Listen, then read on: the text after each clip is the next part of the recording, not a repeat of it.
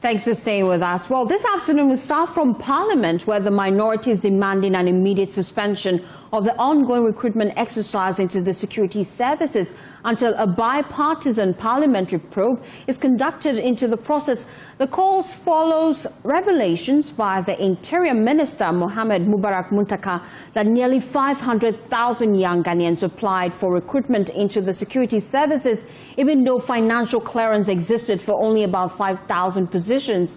The exercise has already seen hundreds of thousands of applicants disqualified after aptitude tests, triggering widespread frustration among applicants across the country. While addressing journalists in Parliament, Minority spokesperson on Defence and Interior, John Ntimfojo, described the entire recruitment process as deeply troubling, insisting it must be halted until Parliament conducts a thorough bipartisan investigation into it. This government significantly expanded the applicant pool and heightened expectations among thousands of desperate but qualified young people seeking employment. Such a decision, ladies and gentlemen, was reckless, misguided, and intended to create the false impression of sufficient financial clearance to accommodate more applicants. We reiterate the cogent calls earlier made by the minority leader of the Minority Caucus, Honorable Osahin Alexander Kwamina Afenyomakin, and further call for the following urgent actions. Number one, and first, there must be an independent bipartisan probe into the entire centralized recruitment process for immediate and appropriate review before we continue.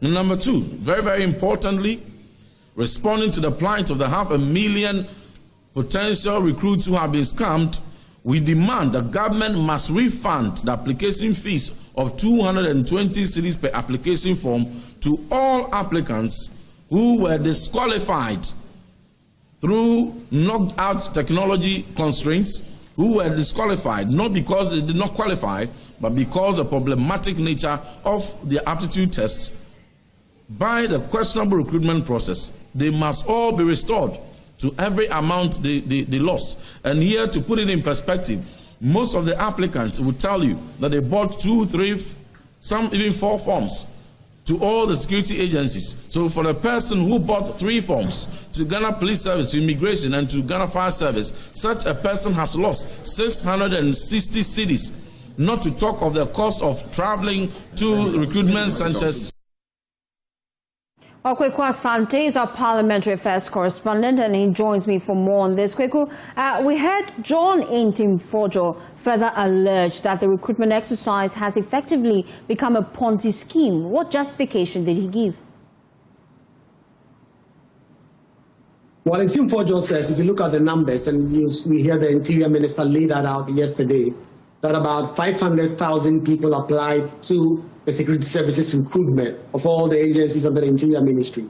If you do the math, and each of them were charged 220 cedis, that is a little over 110 million Ghana cedis. He says 110 million cedis taken from people who just wanted to work for the state, who wanted to work in the security services, appear to be a Ponzi scheme. And we know what a Ponzi scheme is.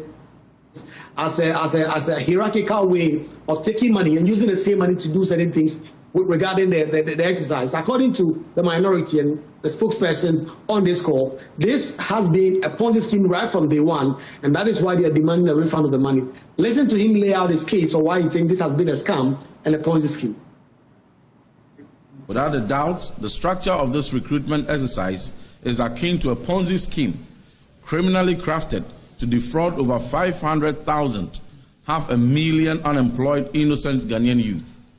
Having widely made recruitment into the security services a major NDC campaign promise in 2024, over 506,000 Ghanaian youth responded to the government's call in 2025 and applied to join various security services under the Ministry of Interior, namely Ghana Police Service, Ghana Immigration Service, Ghana National Fire Service, and the Ghana Prison Service. These young men and women, full of hope and patriotism, were made to believe that they were being offered genuine opportunity to serve their country and secure a dignified livelihood.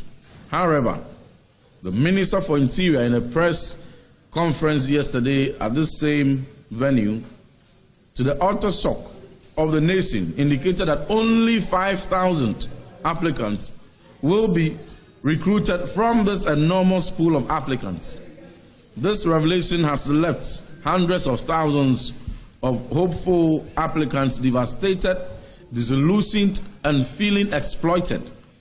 The fundamental question that must be asked is this: if the government intended to recruit only 5,000 personnel, as the Minister for Interior disclosed yesterday, why should the government go ahead to overpromise and lure over 506,000 unsuspecting young people to go through this costly and emotionally exhausting process? It is most unconscionable.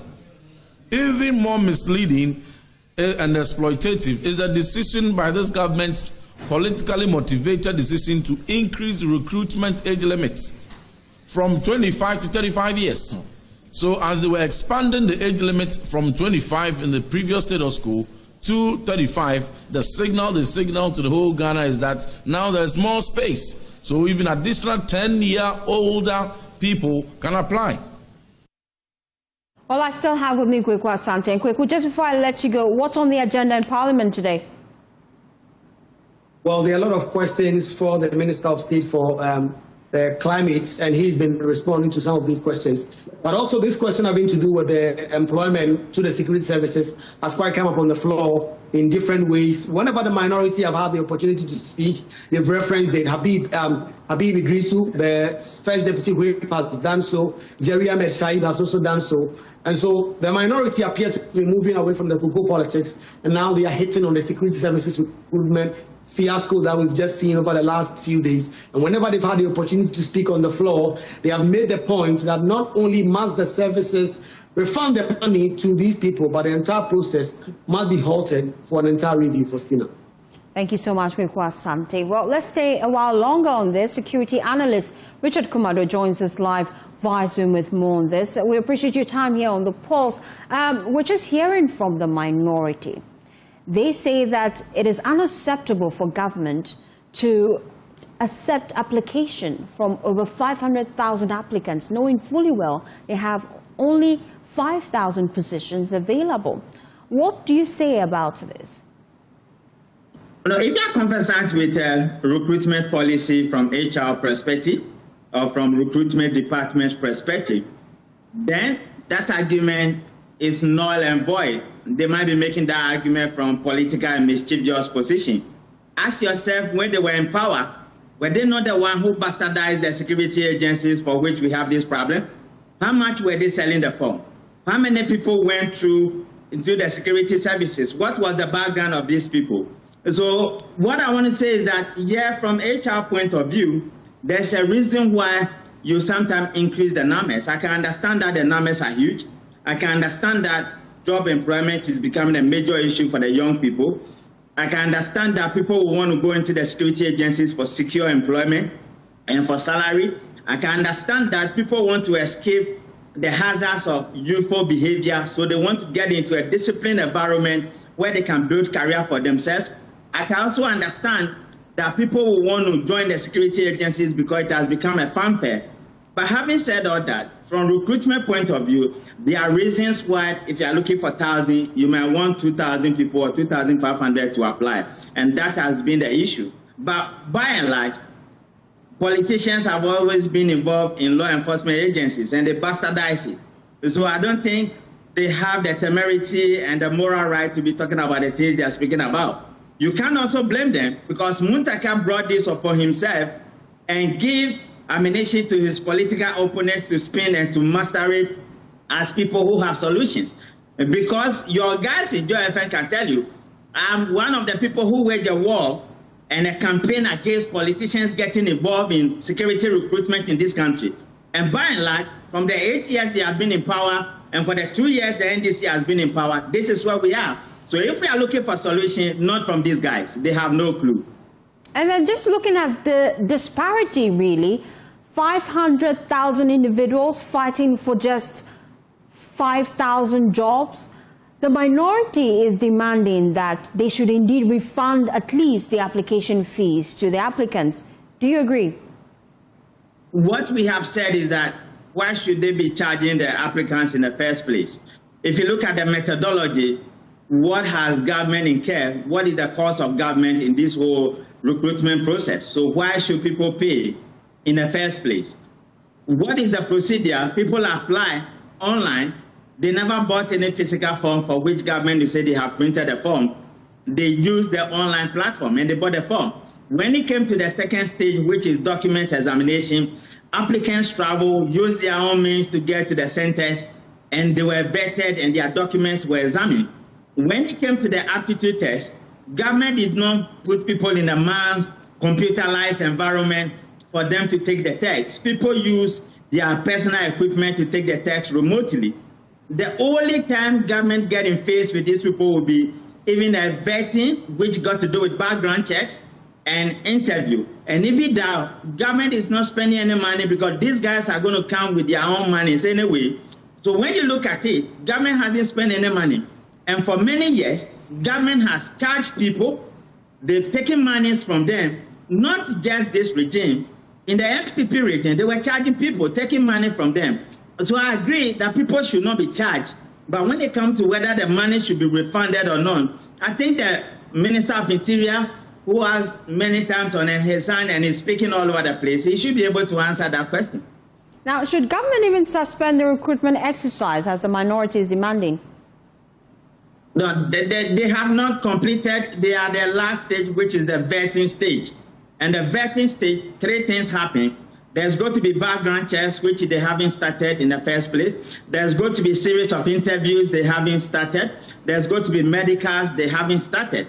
It was the language the Minister of Interior used and the approach of the Minister of Interior and the process is set in place is what has created this public uproar and what has created the disenchantment and disaffection for him and his government. And it is that is creating the misleading, misunderstanding, and miscommunication within this whole recruitment. Other than that, Faustina, there are other agencies that are not under the Ministry of Interior that are doing recruitment, and there's no problem with it. The BNI is recruiting people. Yoko might be recruiting people. The military is recruiting people, and they are doing it in line with standard procedure, and it doesn't create any problem for anybody. I am urging the minister to step aside and allow the agencies to do the recruitment, and we will be fine. And there should be a lesson to all politicians, whether those in power now or those out of power. Their levels of ineptitude and arrogance and lack of resourcefulness is what has brought the country to where we are now. And then we've just been hearing from NDC foot soldiers lament that they are not being considered for positions. Could this even undermine public trust in recruitment into the security services? It has always been a major issue for God knows how many, 5, 6, 7, 8 years now, that people lose trust.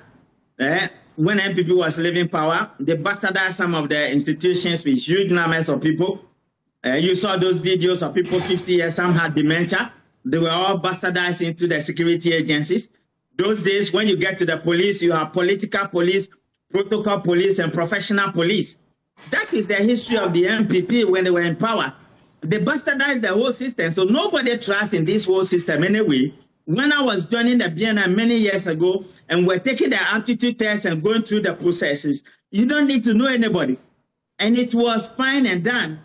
Then politicians came into the system, jam up the whole place, and it's created problems. So we need to look at it again as a nation and find the solutions. But these are not things that are far-fetching. These are solutions that have always been with us.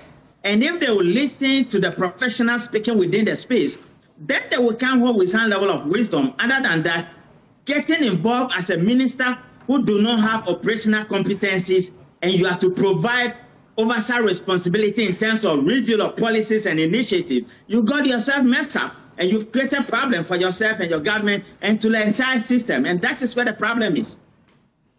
Now, what immediate steps do you recommend should be taken to restore confidence, at least, in the process? Let the minister stop speaking because he is inconsistent and incoherent, and his words are not aligning with the aspirations and expectations of the Africans. Let the minister get himself out of the space and allow the agencies to do the recruitment. And number 3, let's make it a point that no politician will get involved when it comes to recruitment in this country. And number 4, let the standard procedures be applied. And once the standard procedure is applied, just like it's been applied in some other places, we wouldn't have this problem on our hands. And that is the difficulty they have to come to terms with.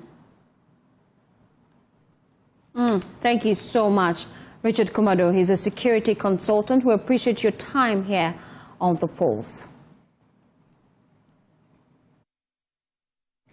Well, the Civil and Local Government Staff Association of Ghana strike enters day 4, and we will be telling you the impact that is having on government business. As we understand, the association was held up in a meeting on the way forward. My colleague Stephen Mensah was at that meeting, and he joins me in the studio with the outcome of that meeting. Stephen, what exactly did CLOGSAG resolve to do? Well, Faustina, what we know currently will be that the strike by the Civil and Local Government Staff Association continues unabated. This was after the National Executive Council meeting from executives from all the 16 regions held up today in a meeting. After their meeting, what we know is that the strike is continuing.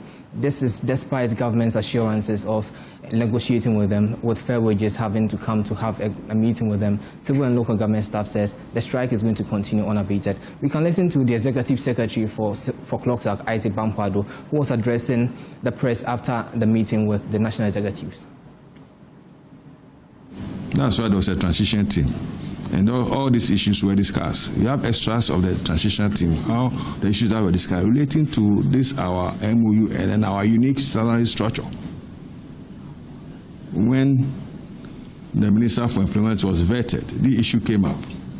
And he acknowledged it and said, we're going to look at it. And it's not an issue that we are now talking about that should be implemented. It has been partially implemented. As we speak currently, our colleagues at Ministry of Finance are enjoying this structure. So what are we talking about?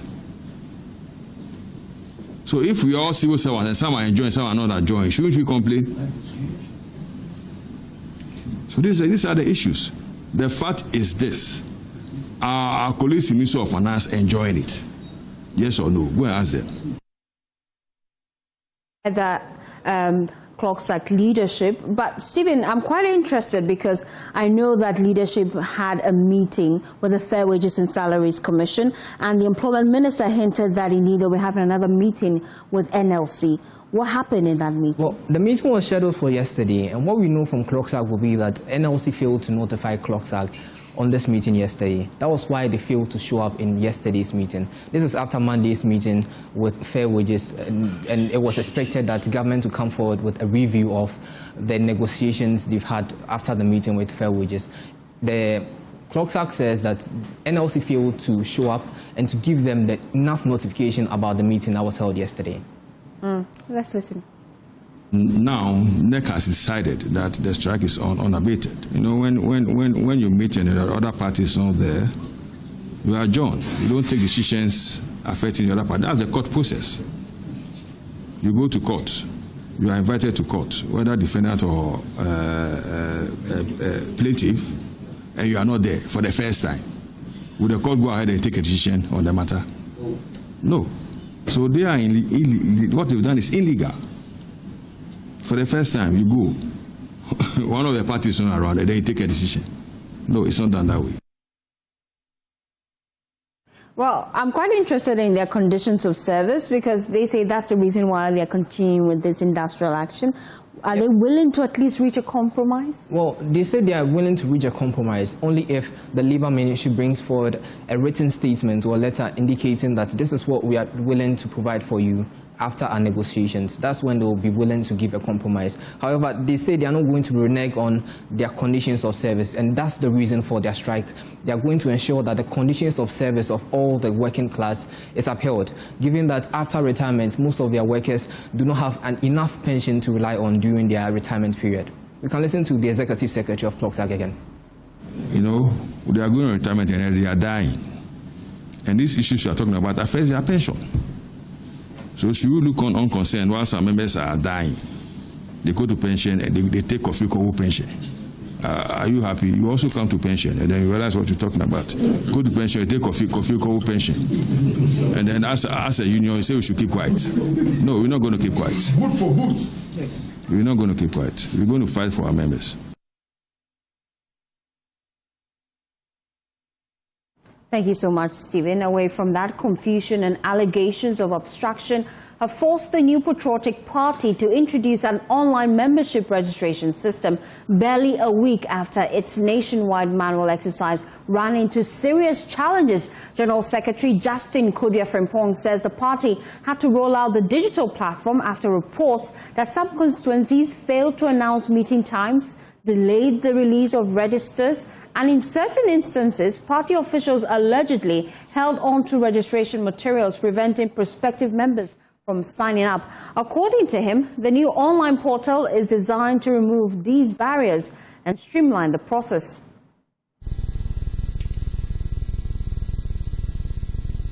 Ladies and gentlemen, it takes me to a very critical and important steps that the party has taken with respect to our membership registration.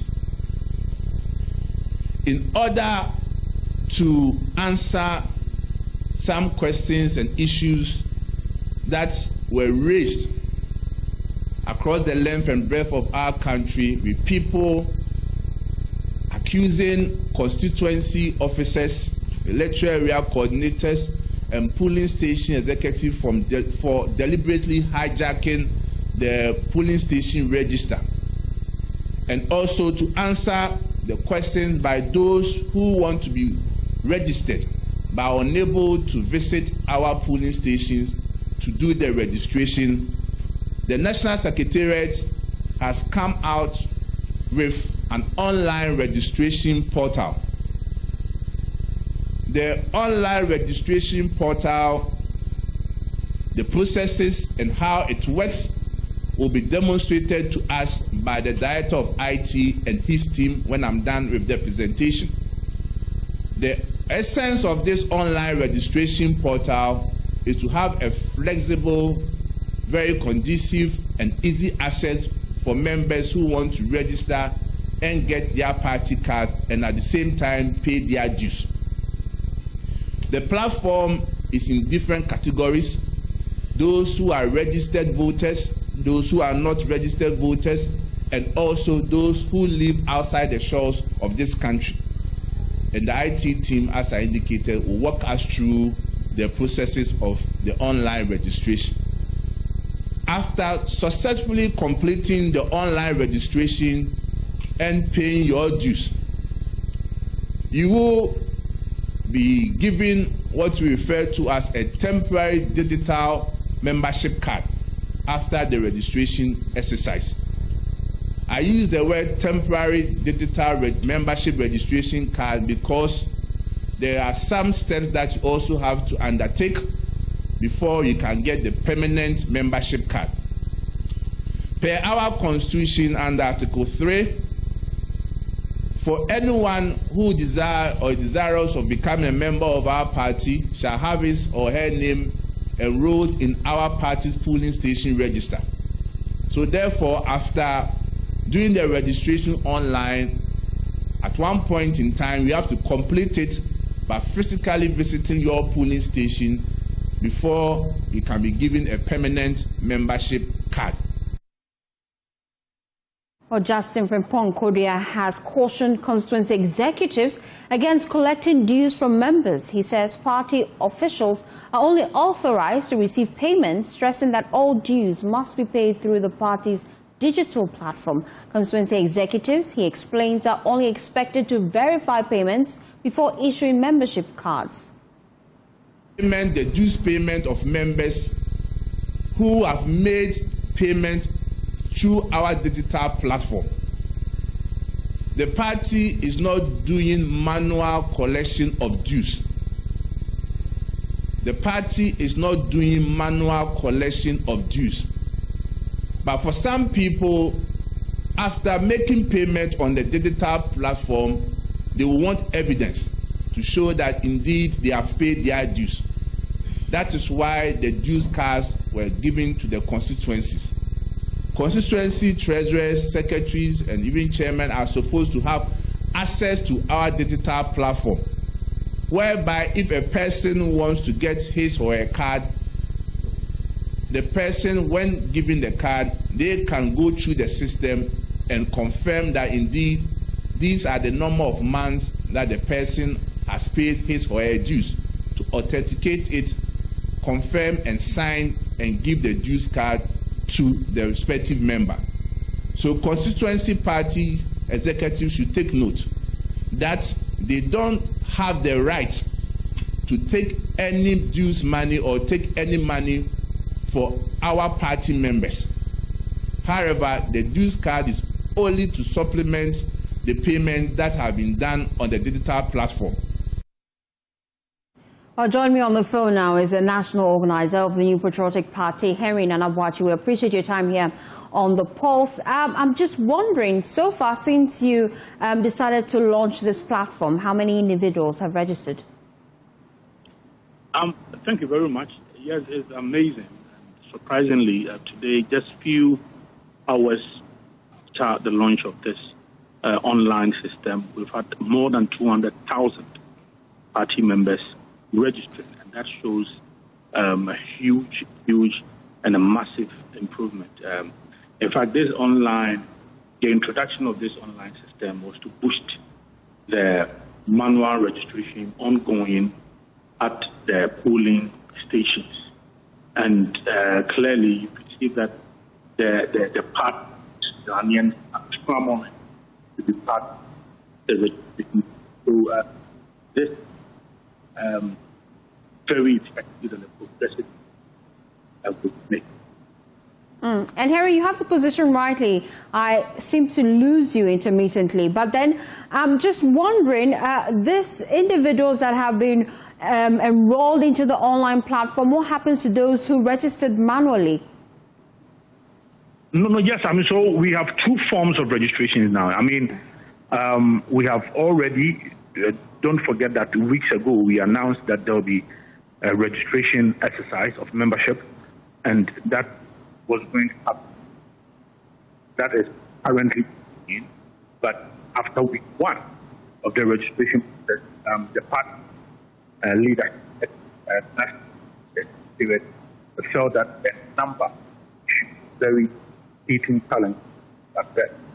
And that is why next Monday, and then decided we're going to enroll this online system after the manual, that is after the March test.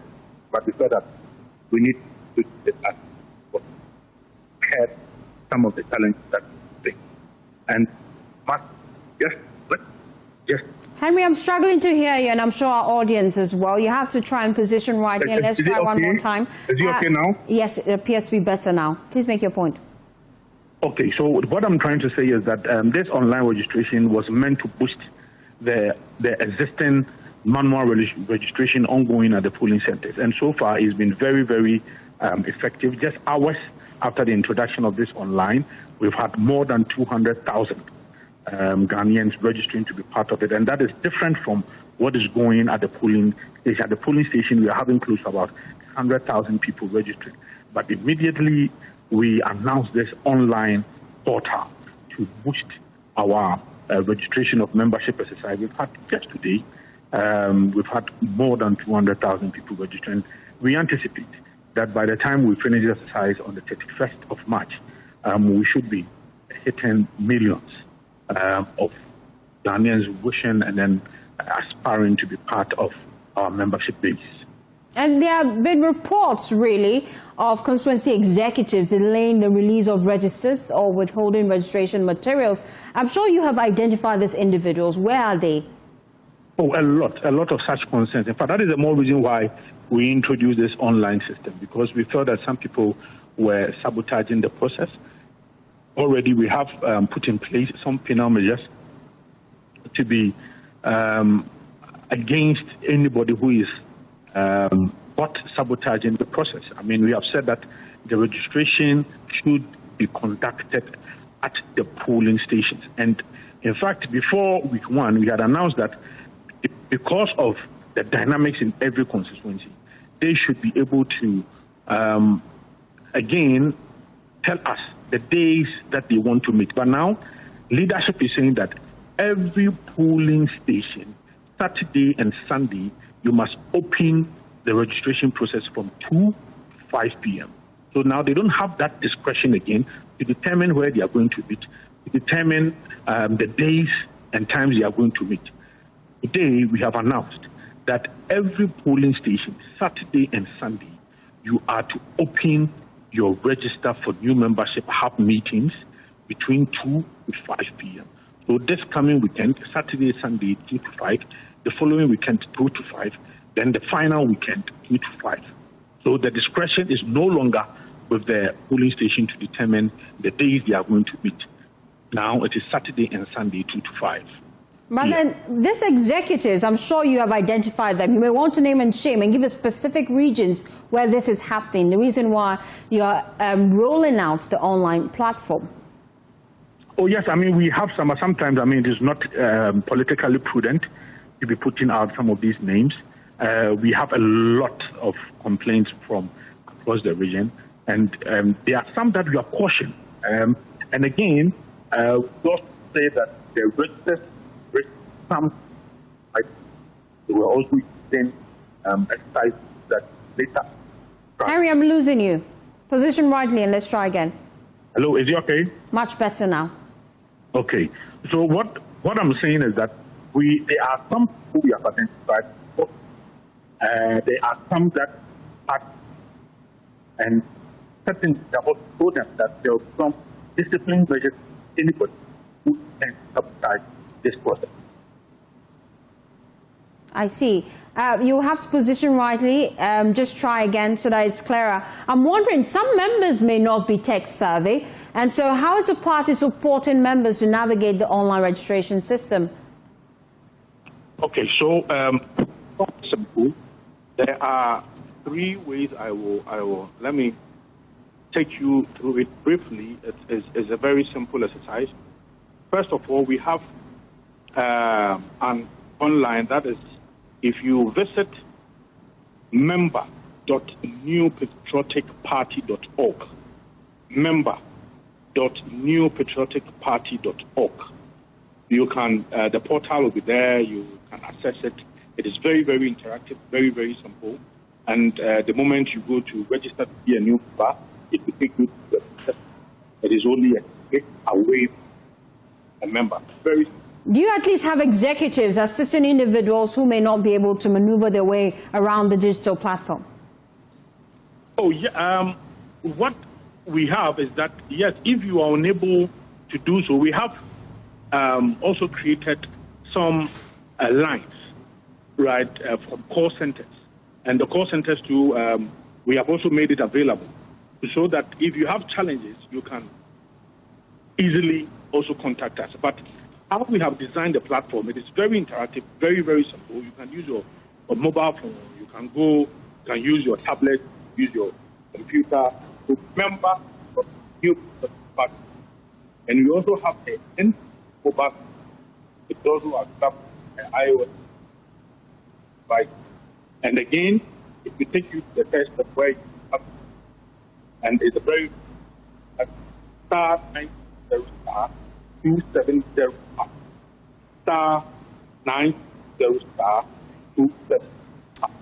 So oh dear. Nana, your connection is not favorable, but if you could try one more time and then we'll just find out exactly how you plan to ensure enforcement. We heard from JFK tell us that moving forward, all dues should be paid through the online platform. What is even prompting that decision in the first place? No, it's because we really want to eliminate the human interface. Because sometimes we have heard... Are individuals stealing money from the party? Is that the case? Oh, yeah, that is what we want to avoid. So you reported cases like that? Yes, but yes, because there have been people saying that, oh, I paid my dues and I was not acknowledged and I did not receive any acknowledgement. And so what we have said is that we want to eliminate the human interface. And that's worrying. How widespread is that? Well, it's not true, but in fact, where we find ourselves, we have to make sure that we digitize every process. It helps. I mean, limiting human interface is very important. So that is the more reason why this mobile app is there. This short code is so simple. In fact, I can say that mobile money penetrating everything. There's mobile money. It's everywhere. This is out there. So what we are that just take payment through the short, very short, star 900 270 star 900 270. Very. Okay, Henry, you still have to reposition for me, but there's a concern really from individuals who feel that looking at the issues we're facing with cyber crime, how then would you deal with the infiltration of your online platform, should that even occur? And with individuals who may not be interested in joining the party, but may just register on the online platform to give an illusion of being a supporter, how do you plan to deal with that? I can say that our system is very robust. The security features on the system is very, very strong. And I can tell you, I can assure you that there will be no infiltration. I can assure you. I mean, we've made sure we've tested it. We have very robust security systems. I can assure you, let's remember every Ghanaian that every city you contribute, it is going to go to the right and it's not going to go anywhere. There can be no infiltration at all. Thank you, Henry Nanabuachi, is national organizer of the MPP. We appreciate your time here on The Pulse. Away from that, Vice President Professor Jane Nano Pokuajiman is urging institutional heads and stakeholders to take measurable actions to promote equity in the workplace. Speaking at an International Women's Day event at the Jubilee House, the Vice President acknowledged that women have often been held back from achieving their dreams or securing workplace promotion based on gender-related obstacles.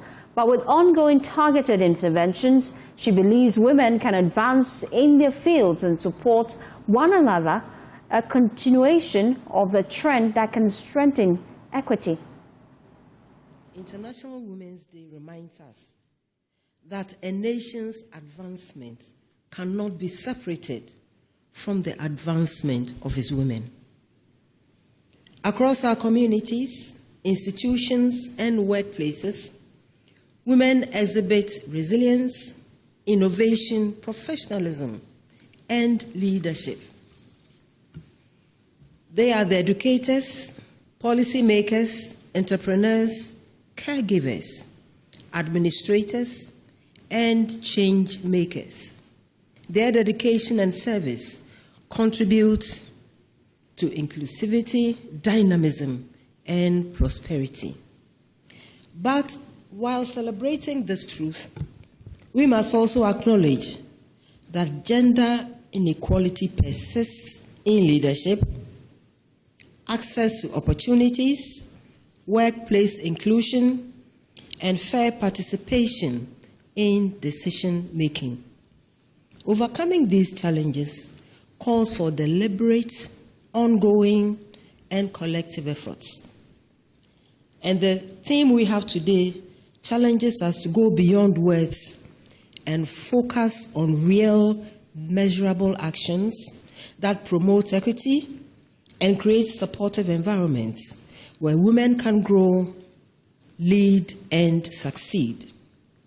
At the presidency, we recognize the vital importance of promoting gender equity within our institutions and throughout the broader public service.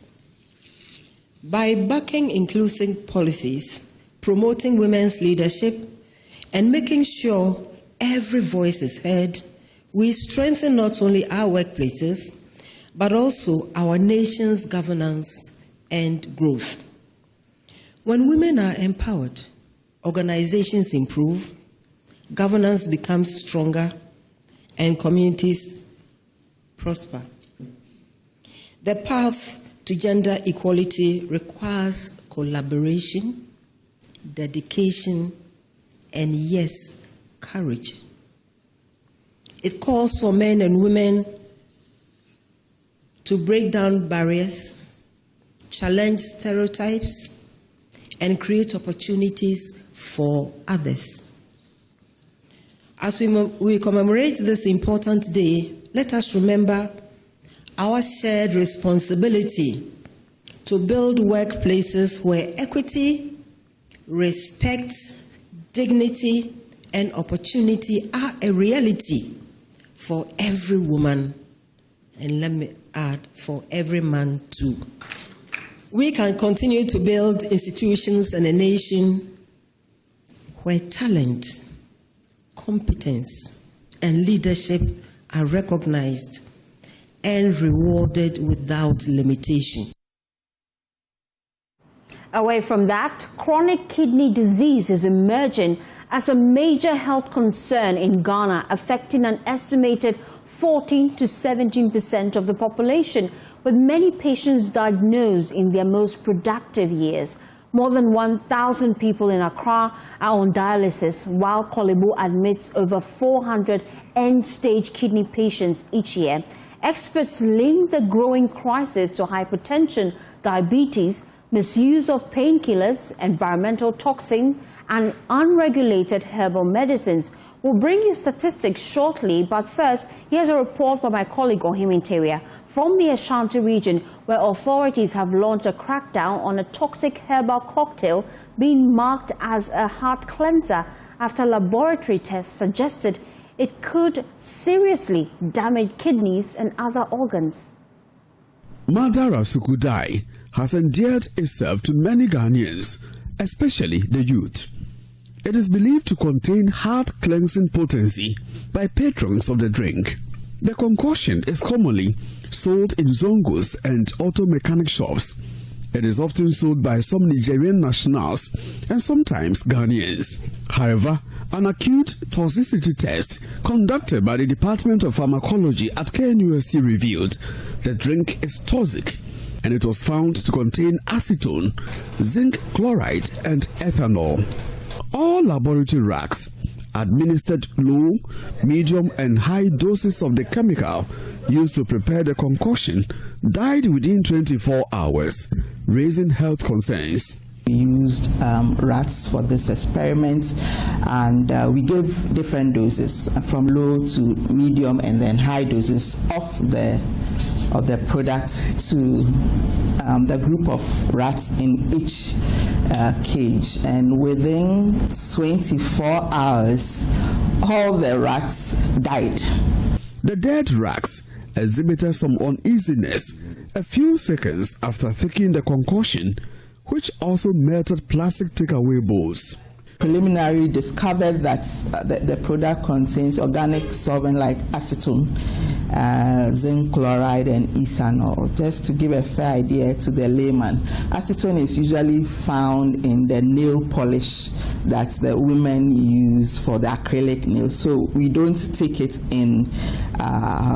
Then zinc chloride is also corrosive in terms of organic solvents and other things. So right on surface value, this is not something that should be consumed. It is corrosive, and it will cause GI irritation and can result in serious damage to the liver and the kidneys. So to learn that people are consuming this is usually it's a great concern to us. Head of the Department of Pharmacology at KNUST, Professor Mrs. Cynthia Ameni Dankwa says the department regularly collaborates with the Food and Drugs Authority and the Ghana Standards Authority to test toxicity of herbal products.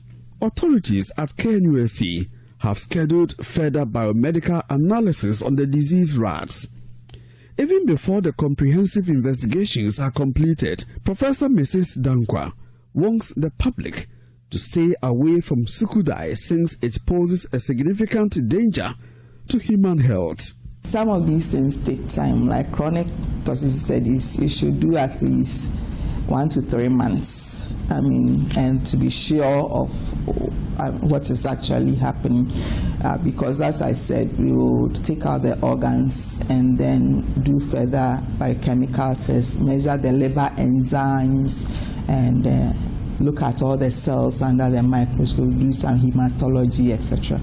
And so we just advise that people stay away from it. The investigation follows the arrest of a trader who deals in chemicals used in the preparations of the Sukudai drink by national security operatives in Kumasi. It comes after several weeks of surveillance and intelligent gathering as the product is sold in secrecy. Ashanti Regional Deputy Security Coordinator Alhaji Inje Abdullah Umar led the operation to the arrest of the trader at Abuabo. He describes the presence of Sukudai drink on the streets of Kumasi as a national security concern. What has been given to a rodent in less than 24 hours died. You don't know who are consuming it, but they are Ghanaians.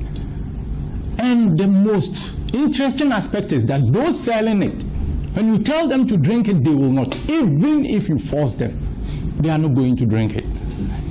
And it has been in the system for many years. When I was young, I've seen them selling it in town. So we know what is happening now. Our health issues, internal organs, our kidney, the liver, and other organs as far as the health issues are concerned. So it means we have to rise up and fight it.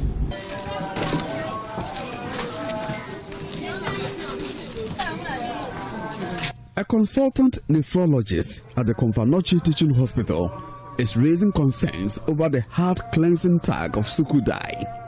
Professor Elliot Kurantintano, whose office has been seeing unexplained symptoms of kidney cases for a period of time, is warning against the consumption of such dangerous concoctions. From the research that has been done in KNUST, we are clear in our mind it has a bit of alcohol, it has zinc chloride and acetone. And all of these things are not things that you hope, especially the zinc chloride and then the acetone, that you would want to take into your body. But my thinking is that it gives them some burning sensation in their chests, and that is what they are calling cleansing their chest, which I'm afraid, because of how corrosive the zinc chloride is, it might end up messing or affecting their gut, and not that alone. If it is absorbed into the body, then there's a tendency it can affect the liver and the kidney.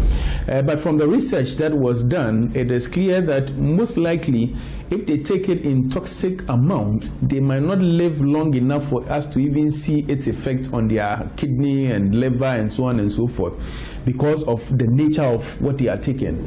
For me as a nephrologist, the other worrying aspect is that if you are to see this person in your ER or in your hospital with some complaints you cannot even understand, they will not even tell you what medications they took, and you'll be scratching your head that how come their kidney function or their liver functions are this way. So probably this calls for some interest in this area to try and find out how many people are taking it, find out the real effect of what they are taking on their body organs, apart from what we already know. Professor Tano is hopeful the completion of the investigations will help advance care for a trend of unexplained kidney cases. This calls for an interest in trying to understand what is going on. And I think from the interactions we have had, it is even possible that comparing the dosage from street to street might not be the same. So for all we know, the one that you saw is this content.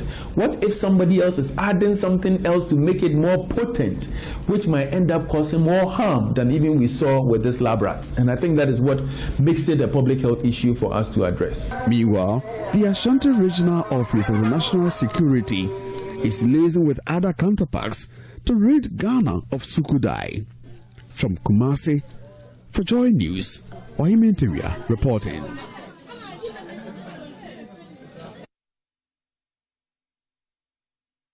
Well, let me bring you data from the Neurology and Nephrology Department of Korle Bu Teaching Hospital, and that's coming up on your screens right now, just looking at some of the key findings that they have put together. It says that the total number of chronic diseases based on these findings in Ghana especially is 14 to 17% of the total population. They also state that the cost of dialysis per patient is 9,600 Ghana cedis monthly, and 115,000 Ghana cedis annually. This is staggering. The reason why they want us to take our health seriously. Well, this is the situation in Ghana. Between 70 and 90% of patients diagnosed with end-stage kidney disease cannot afford dialysis. The reason why doctors are telling us that early detection is key. And then many patients die within 1 year of diagnosis because most often than not, they are often diagnosed during the end stage of the disease. Now, the emerging environmental risks, according to this survey by Korle Teaching Hospital, shows that exposure to chemicals from illegal mining, environmental toxin, that may damage kidney function over time is also one of the emerging environmental risks that leads to chronic kidney disease. And also, if you have been misusing painkillers, this is the time to stop because that's one of the risk factors according to this survey. The use of unregulated herbal medications as well and pregnancy-related kidney diseases. Well, Dr. Cynthia Dankwa has been explaining the rise in chronic kidney disease in Ghana. She is the head of the pharmacology department of Kwame Nkrumah University of Science and Technology. This product is of concern because a product that you, just by pouring it on your takeaway container, it starts melting it. We put it in universals or centrifuge containers, even to examine in the lab. They started melting, and so we had to get glass containers. And then for the rats, once we administered, some fell dead instantly, some had their stomachs bloated, and then some were just pacing fast about, and then they died eventually. And so that is of great concern as a researcher or a scientist, because we test products for acute toxicity every now and then, and at least within 24 hours, you don't see much of that. But this, within 30 to 1 hour, some of them have started falling dead, dying already. And so it tells us it's toxic. And true to it, the chemist also confirmed what we have in there, like zinc chloride. Zinc chloride is usually added to disinfectants, like Parazone and others. And so it will cause a burning sensation of the heart, as they say. That's why they say it's cleansing the heart. Wow. It's irritating, it's corrosive, and so when you take it in, your gut will start burning. You have that burning sensation, and that is what they are describing as it's actually being effective. Right. And so I'm sure it is killing people. It may not be instant, because some of these things you consume over time and then you fall sick. You may not know what exactly the issue is. And also, let us not forget that the styrene in polystyrene and styrofoam, those that we use in our food, the takeaway containers, yes, it's safe in the solid state, but as it melts, because we put in like hot food and others, it leaks into the liquid leaks into the food, and then it predisposes us to cancer, hormonal changes, genetic mutations, etc. So it's an issue of great concern to us. Well, away from that, access to reliable electricity remains a challenge for some rural communities in Ghana, despite efforts to expand the national grid. In parts of the eastern region, the absence of power is shaping how people live, learn and access healthcare, especially as rising temperatures make daily life more difficult. In the community of Tadankro in the Ekwiapim North Municipality, residents rely on rented solar lamps, firewood and charcoal as they navigate life without electricity. This climate evidence episode highlights how the community is adapting in the face of these challenges.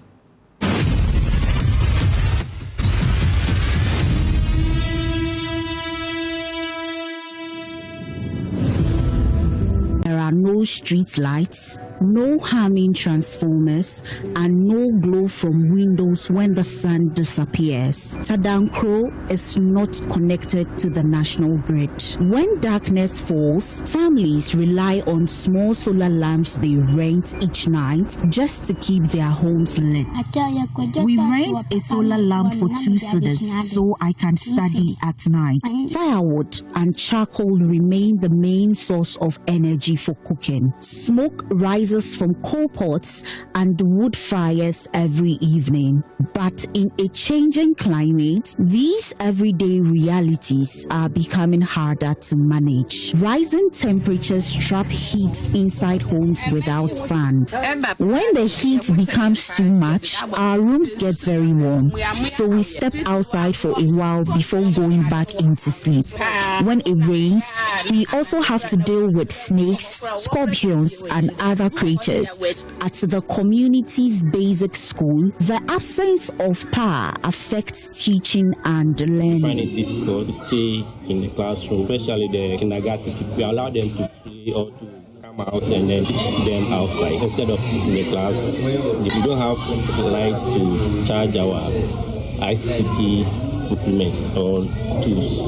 So we have to go to a nearby community. Healthcare workers face similar challenges. Sometimes I have to key in some claims, that is NHIS, where I have to send them to the office, and staying here for a week or more than that, the laptop will go off. So I have to go back to the city, go and charge it before I can do that. And then some of our medications, we have to freeze them, especially with the vaccines, which we use on the kids. I have to go to the city and bring those vaccines. We have solar here. The panels, they are old. It's more than 20 years now, and it's not able to power the freezer. So I have to go to the city all the time with my motorbike, bring the vaccines. Energy researchers, Baker and colleagues remind us in their 2021 research that true energy access means power that is reliable, affordable, and usable. Without that, electrification is only an illusion. In Tadankro, the challenge runs even deeper. There is no illusion here. The grid has simply not arrived. Your clinic, your school. Our community has a school and a clinic, but because there is no electricity, teachers and health workers often live in another town. If we want to charge our phones, we have to travel to the next town. Without electricity, even sleeping at night can be difficult. At night, we rent solar lamps for 2 cedis just to have light. For communities like Tadankro, the question is no longer whether they are resilient. The question is when the light beyond the wires will finally reach them. This story is brought to you by JoyNews in partnership with CDKN Ghana, University of Ghana Center for Climate Change and Sustainability Studies, with funding from CLARE R4I Opportunities Fund. Let me bring in Aida to Abubakar. She's at the Department of Marketing and Entrepreneurship at the University of Ghana. We appreciate your time. She's a lecturer as well. Residents of Tadankro say that the lack of electricity is actually making it harder to cope with rising heat, especially at night. From a research perspective, how is climate change worsening the challenges faced off the grid, especially in rural community? Good afternoon, and thank you very much. So from a research angle, this situation reflects what we call energy poverty. So it just means that people do not have reliable and affordable energy for their basic needs. So in Tadankro, we see things like lighting, cooking, healthcare, and communication are a challenge, and it's a clear indication of energy poverty. And studies have consistently shown that rural communities are more vulnerable, and the prevalence of energy poverty is high in our rural communities. And you are twice as likely to find energy poverty in rural communities than in urban sectors. And then also the IPCC's assessment reports indicates that climate change is going to worsen these problems because as the temperature goes up, the need for cooling will go high. And then this is the case where people do not have access to energy. So it means that the impacts will be worsened for this group of people who have no access to energy. And this is a big challenge in communities, in our rural communities and in places like Tandankru. People cannot use fans, they cannot refrigerate their food or medications or even charge their phones for emergency communication purposes. And this can be a serious issue, and climate change will worsen these issues because of lack of access to energy. And our report shows that people rely on charcoal, firewood, and even rented solar lamps because there is no electricity. How do these coping strategies really intersect with climate and environmental concerns? Yeah, these coping strategies are very common, especially in sub-Saharan Africa. Over the years, people have coped with these strategies. They use these strategies to cope with energy poverty, but they can also create environmental and health problems for those who use these coping strategies to adapt to climate change. And studies on household energy use, specifically studies by Edusa and Takwechi in 2019, have shown that majority of rural households still depend on traditional fuel like firewood and charcoal for their cooking needs. But these things, the smokes that come out from the firewood and then the charcoal that is being used for cooking can seriously affect their health. And using firewood and charcoal also has some implications as well. First, if we rely on firewood, it contributes to deforestation and it can also lead to environmental degradation. And this is a serious climate issue. The IPCC, that's the Intergovernmental Panel on Climate Change, has also highlighted that these techniques are very common across Africa, and a large share of wood that is harvested is used for cooking. And it has impact on health because of the smoke that comes out. And then also the smoke that comes from firewood and charcoal can affect indoor air quality. It can create air pollution, and it can adversely affect women who mostly do the cooking in our homes. And even with the rented solar lanterns that the community members use, it can only provide lighting during the night. Though they are using solar, which is a cleaner energy source, the lighting it provides is minimal, and it cannot also power their essential facilities like refrigerators and then ICT equipment in schools. And this is also a big challenge for the community. So though these coping strategies are helping them, the firewood, the charcoal is helping, they are not very sustainable from a climate adaptation and mitigation perspective, and they may not make the communities resilient in the long run. If deforestation continues, even access to this kind of fuels in the future may be a problem. So they are not very sustainable solutions. And considering the increase in temperatures, really, that you have linked to climate change, what urgent energy interventions should be prioritized, especially for communities that lack access to it? All right. A number of things can be done based on where the policy priorities lie and then the availability of funding. But I think that one thing we can do is to decentralize renewable energy, especially the solar mini-grid sector, so that private individuals who have funds to enter that market can come in and then help in solving the energy poverty in our rural communities. So this decentralized renewable energy system can be done within a few years instead of waiting for a longer period for grid expansion to reach these communities. And then also we can look at the critical services aspect, especially for the hospital, for instance, where they need to refrigerate vaccines and they have to go to nearby towns.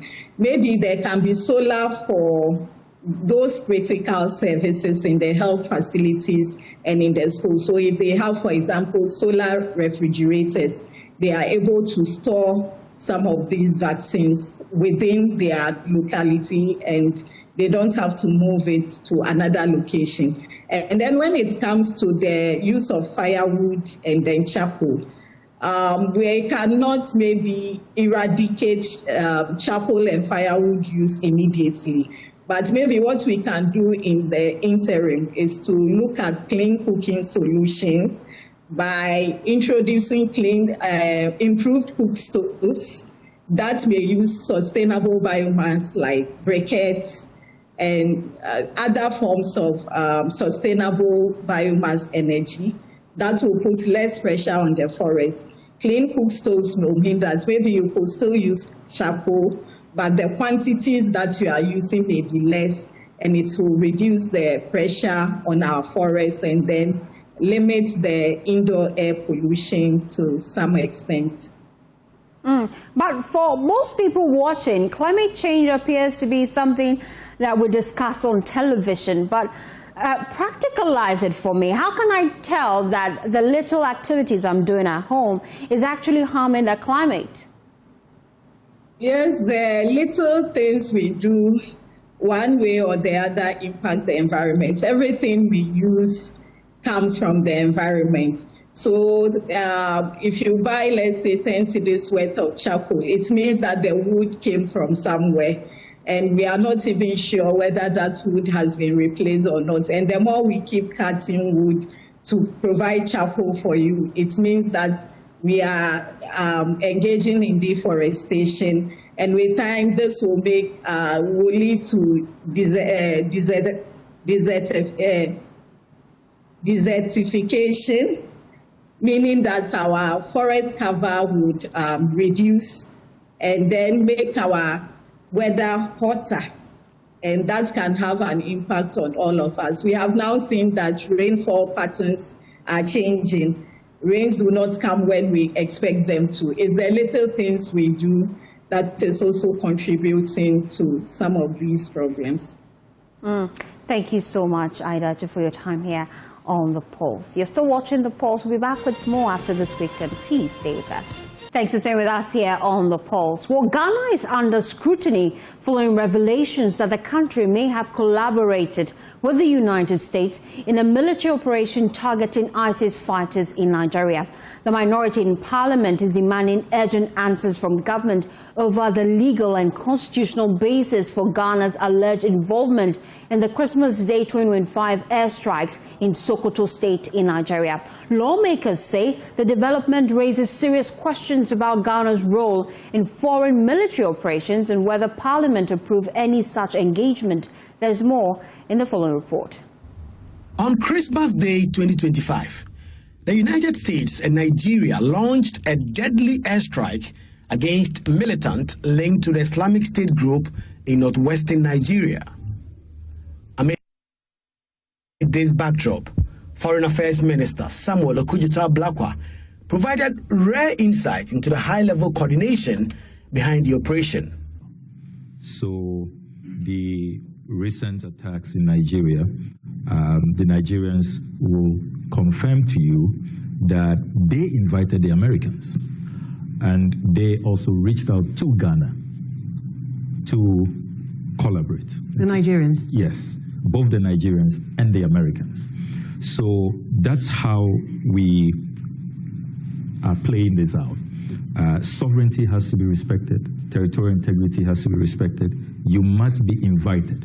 And we must all agree on the scope of the intervention, because we do not want this to lead to another Venezuelan situation. Mr. Blackwell's remarks has sparked debate in Parliament, with the minority insisting that any participation in foreign military operations require prior parliamentary approval.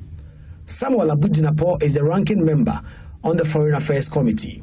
What is the framework within which the Ghanaian government collaborated with the United States of America?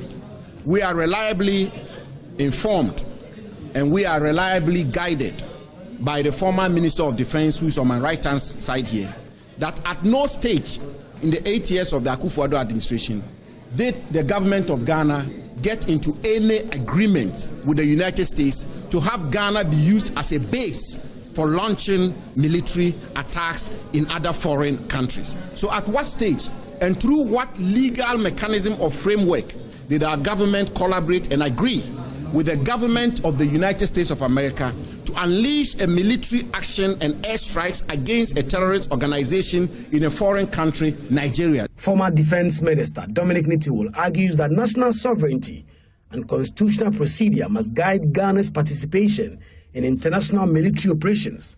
His remarks underlines concerns that Ghana's role in the operation may not have been formally sanctioned under the existing legal framework.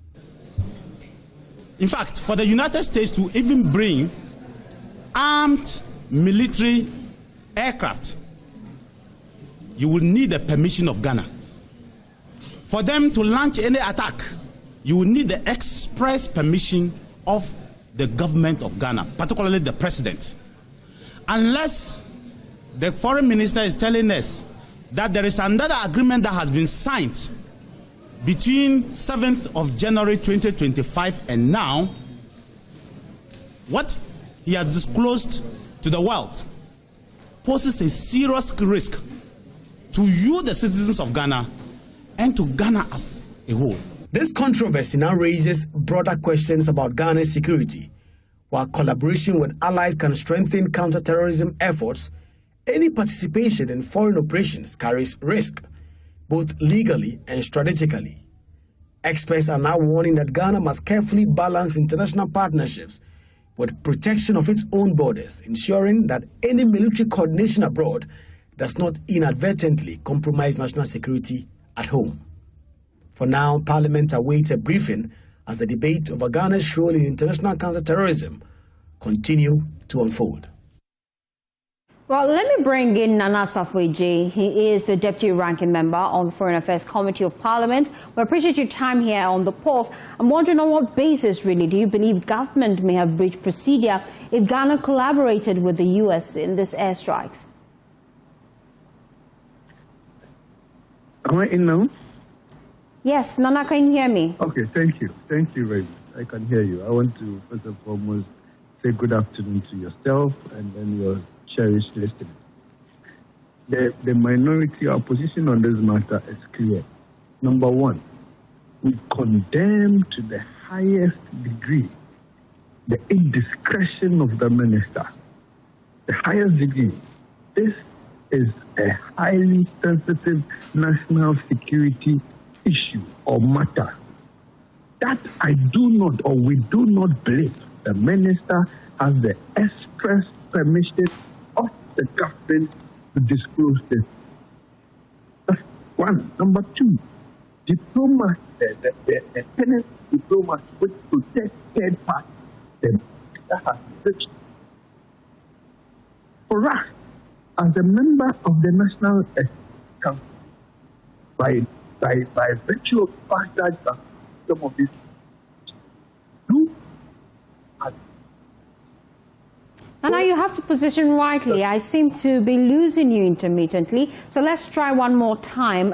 You say that you are condemning the indiscretion of the Foreign Affairs Minister. You would have preferred he kept quiet on matters like this as a minority.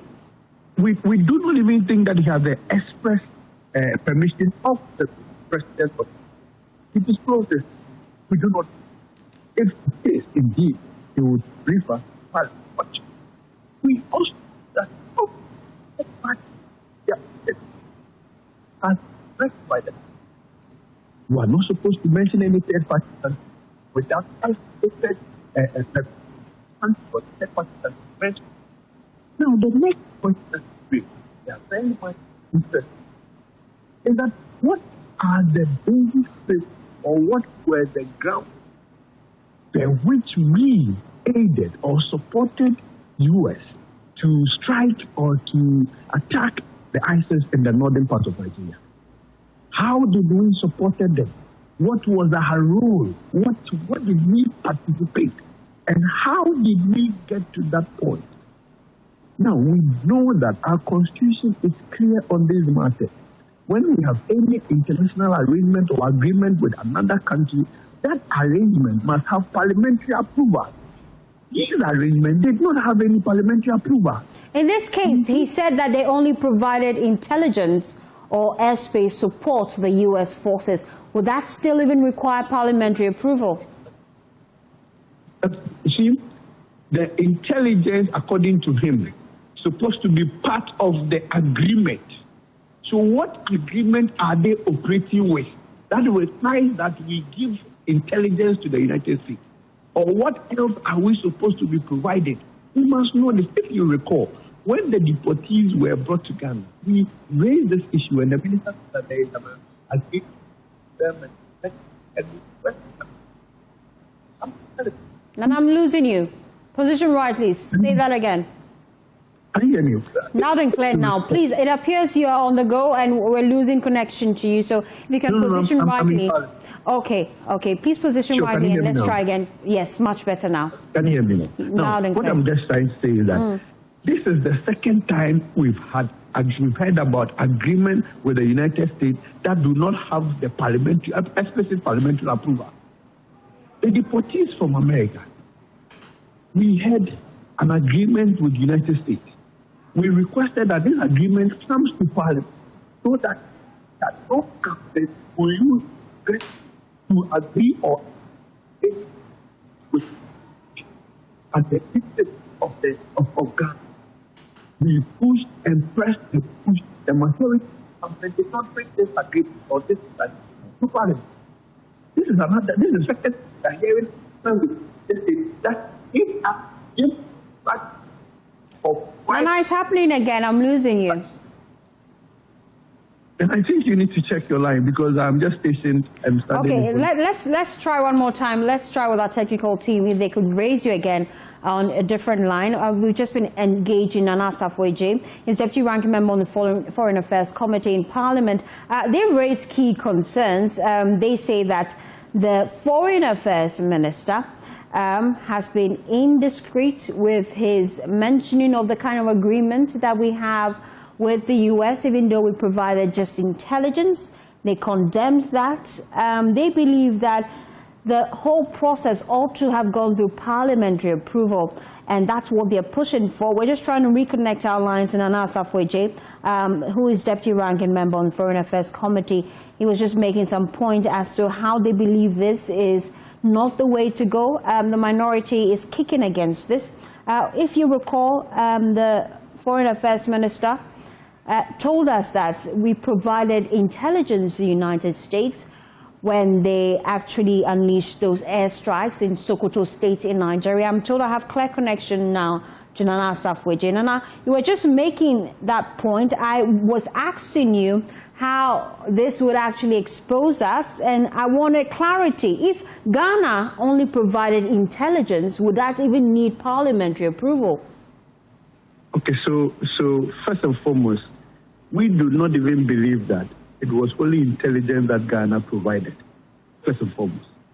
Secondly, the supposed intelligence that we provided, I believe it was part of the agreement for which Ghana and United Nations affected what else that was why we were pushed that for us to know we will not be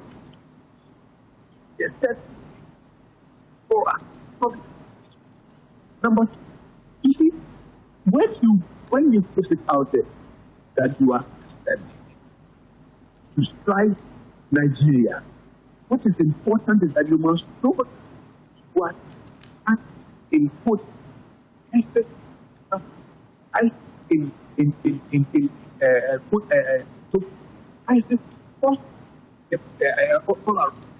that to have to attack them or to attack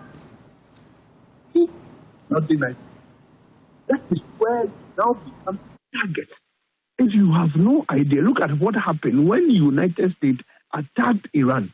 Iran never attacked United States or Washington. Iran attacked UAE. They attacked Dubai. They attacked the countries that have business. What do you call it? We will not have if our ministers have so that. Oh dear, Nana, we're still facing the same challenge. We'll try and raise you again because I'm wondering if this cooperation with the United States Armed Forces could even expose Ghana to security risk, especially in the sub-region. Position yourself one more time. Let's try again. I don't know what to do again. I don't know. The network is, check it. Can you hear me now? Loud and clear now. Okay. So I am saying that if you do not know what kind of security threat you are exposed to as Ghana, just look at how or what happened between U.S. and Iran. When U.S. attacked Iran, Iran didn't attack Washington, or they didn't attack Texas, or they didn't attack Virginia. They attacked Abu Dhabi. They attacked Dubai. They attacked countries that have affiliation or a certain relationship with the United States. That is how this thing works. If the ISIS in Cote d'Ivoire, if the ISIS in Togo, if the ISIS in Burkina Faso, if the just for that Ghana, the United States provided them to fight. They are in northern Nigeria. Nothing that a serious threat to our country and people report. This is death on our tomato women. The former defense minister raised a very sensitive issue or question on the floor of Parliament. He was like, this is the first time ever that the ISIS group have identified Ghanaians and yes, they went ahead to kill them. They have never done that before. When they encounter and they just know that you are a Ghanaian, they leave you. But it's that they got to know that yes, they went and they killed them. These are the things that we are mentioning. So for you to now even come out boldly, openly, to tell the whole world that you aided USA to kill ISIS or strike ISIS in Nigeria is a serious thing, and I believe that that is the height at which a minister can put the entire security of the country at stake. And what do you want moving forward? Number one, the minister should be in Parliament as a matter of urgency to respond to all the questions the minority has raised and brief the entire nation about this matter. Then we will compare with our notes and the intelligence we also have to see. Number two, they must provide Ghana the security measures that have been put in place by our security architecture after this indiscreet disclosure by a foreign minister. What measures have been put in place by our security to protect Ghanaians, to protect them, that now that support aid in the these are some of the things that the minority is asking from. Thank you so much for your time here on The Pulse. Away from that, President John Mahama says the commissioning of the new liquefied petroleum gas vessel, MT Asharami Ghana, represents a big step for Ghana's energy infrastructure and will help improve the supply of liquefied petroleum gas whilst promoting cleaner energy access across West Africa. Speaking during the commissioning ceremony in South Korea, he said Ghana currently imports about 50% of its LPG needs, and the vessel, which will sail under the Ghanaian flag, will be dedicated to transporting LPG to the country, helping to strengthen supply security, enhance reliability, and stabilize prices through more efficient logistics. These efforts contribute to building a just and inclusive energy transition that benefits future and present generations. Ghana, like many of our neighboring countries, recognizes the transformative potential of LPG in supporting socio-economic development, from powering our industries to improving household energy access in both rural and urban communities. LPG has become an important component of our broader energy strategy. While Ghana produces locally about 50% of our LPG requirements, we still rely on imports for the other 50% of local consumption. Countries across our sub-region continue to expand access to cleaner and more reliable energy. Ghana imports 50% of our LPG requirements, and so this vessel, MT Asharami Ghana, will strengthen our collective ability to transport LPG safely, efficiently, and at scale. In doing so, they will help ensure that businesses, industries, and households can depend on modern energy services that support economic growth and improve the quality of life of our citizens. Well, the Chief Executive Officer of the National Petroleum Authority, Eduji Tamaklo, says the vessel, together with other interventions, will provide a significant LPG buffer for Ghana. Excellency, Mr. President, Ghana's total storage facility for LPG is about 34,000 metric tons of LPG storage facility. Already, the Sahara Group has invested in building 6,000 metric tons of storage capacity more. And I think you should do better for Sahara. Now, with this strategic deployment, what it's going to do is to provide the country significant energy security. And that is what this whole investment is for the petroleum downstream.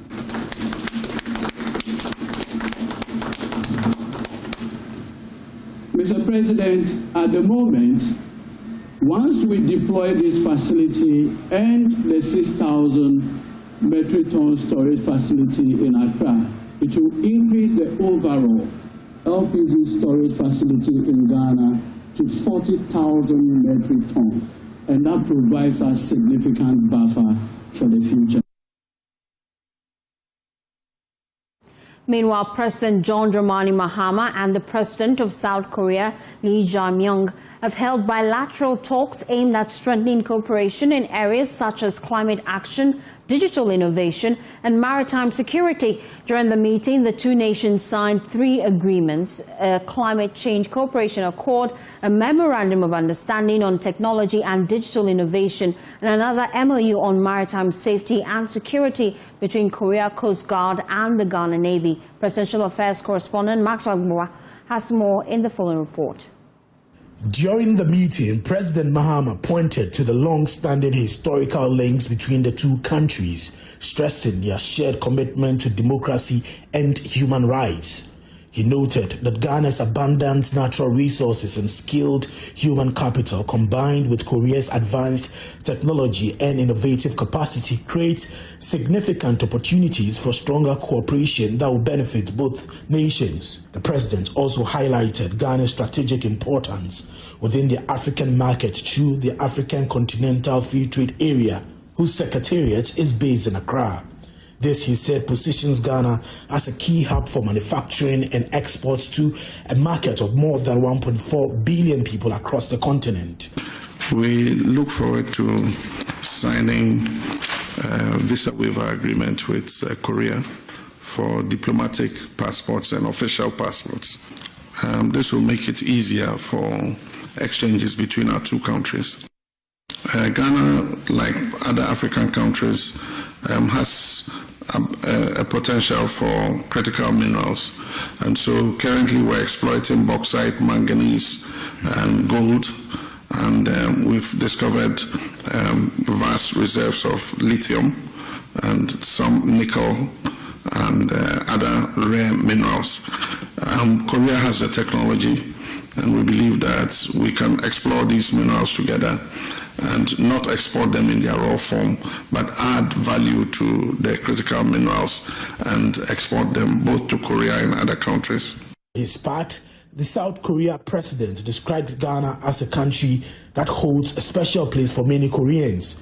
He pointed to decades of collaboration in areas such as maritime security, trade, and agriculture. He also mentioned the long-standing cultural and economic connection represented by the popular Ghana chocolate brand produced from Ghanaian cocoa, which has been enjoyed in Korea for more than 50 years. Both leaders expressed confidence in expanding people-to-people exchanges, cultural interactions, and economic cooperation. President Lee added that President Mohammed's visit comes at an opportune time to strengthen practical partnerships that will bring tangible benefits to the citizens of both countries. After the bilateral talks, the two countries signed 3 agreements: a climate change cooperation pact, a memorandum of understanding on technology and digital innovation, and another MOU on maritime safety and security between the Korea Coast Guard and the Ghana Navy. Well, there is some hope for the Teshie desalination plant to soon resume operation because President John Mahama has directed ministers for defense and for finance, works and housing, as well as the Attorney General, to resolve all controversies surrounding the operation of the plant. Maintenance and revenue issues resulted in the shutdown of the plant in October 2025, a situation that has resulted in the severe water crisis in Teshie and part of Tema Enclave. Speaking to journalists during an assessment tour of the water treatment plant on Wednesday, Minister for Works and Housing and Water Resources, Kenneth Gilbert Ajay, says he is working together with 2 other ministers to resolve the matter. There's more in the following report. The purpose of this tour of the Works and Housing Minister, Kenneth Gilbert Ajay, his deputy as well as the Managing Director of the Ghana Water Limited, is to assess the state of the Wager Treatment Dam. This began at the intake point of the dam, where engineers there have been bemoaning key challenges, including the encroachment of the dam as well as the invasion of water hyacinths, landfill sites cited close to the dam, as well as sand winning across the areas. At the back of the dam, we see full developed communities there. Whatever waste they do goes directly into the dam. Now it's gone beyond this to the treatment plant. When we climb up there, you would see that people are getting close. And it's dangerous because we are using chlorine gas for treatment. I remember some few years ago in Nigeria, there was an incident of chlorine gas leakage and people around the area died. So when we are talking about this, we are talking about safety issues and other issues. The challenge, according to authorities, especially with respect to the encroachment, has been because the assembly in charge of the area has failed to live up to expectation to clamp down on this encroachment. And here are some of the implications if the situation is not dealt with. High cost of treatment because more chemicals are going to be used to be able to get the water to the standards. Eutrophication due to the use of fertilizer by farmers and high levels of siltation. Because it's a huge place, so we can't build a fence wall around. But there are certain places we've taken a decision that we need to build a wall. That will be the best way to protect the most critical sections of the dam and the treatment plant. The Sector Minister, Gilbert Kenneth Ajay, has been updating us on what he would do to take care of the challenge. We are going to take it up. I'm going to engage my colleague, the local government minister, who takes care of the local authorities. We are going to sit down and talk seriously about it. And then I'm also going to have a discussion with the National Security Minister and the coordinator to see how best we can ensure that we don't get further encroachment, and those that have encroached already to see the kind of punitive measures we can put in place. I know one headache that we have as a country is the Teshie desalination plant. His Excellency the President has directed myself, the Finance Minister and the Attorney General to ensure that we get it resolved. Consultations are ongoing. The owners of the plant were in town. We met them. We are still negotiating. Very soon we will conclude it and the plant will start working. While authorities are working to get potable water into the home of every Ghanaian, they are also appealing to citizens to live up to their expectation and stop building and encroaching on the lands of the water treatment plants as well as other plants across the country. From water treatment plant here, I am James Sabeji for JoyNews. Meanwhile, the minister also says he's working to restore 4 obsolete filtration systems to ensure that the plant comes back to full capacity. Time now, we had 12 filtration media, of which currently 8 is working. So 4 were not working. And I directed the MD of Ghana Water to ensure that we put the remaining 4 to work. I've seen that work is ongoing. Currently 8 is working and the 4 is being worked on. I met a contractor on site. I've seen the works that they are doing. We've seen some few challenges as far as the plant itself is concerned, and we are going to work on it to ensure that the plant is able to work to its full capacity for the people of Western Accra and part of the central region to get the water that they need.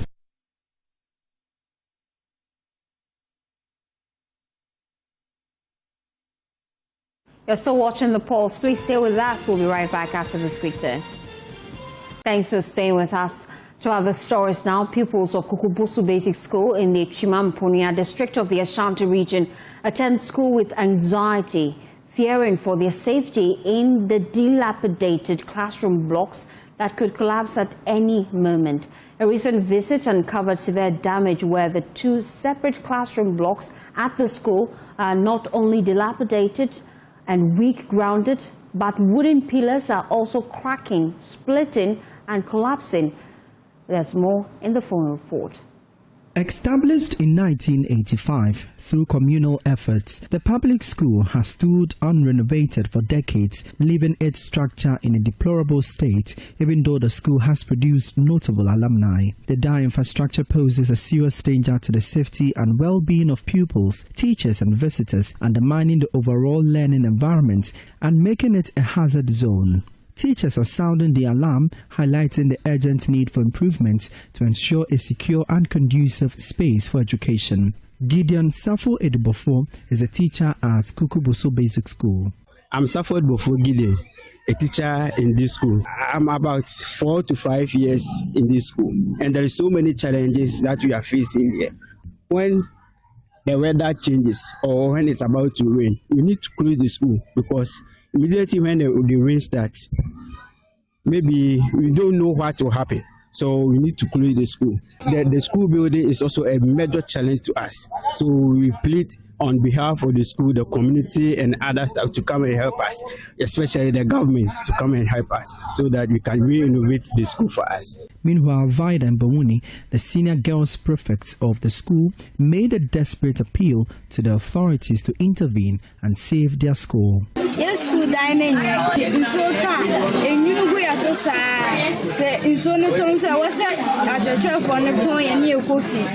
Our school buildings are in a terrible state. When it rains, the roof leaks. It's really affecting our lessons and safety. Teachers assigned to our school are reluctant to work here because of the poor condition of the building. So we are appealing to the DC and other authorities to come to our aid.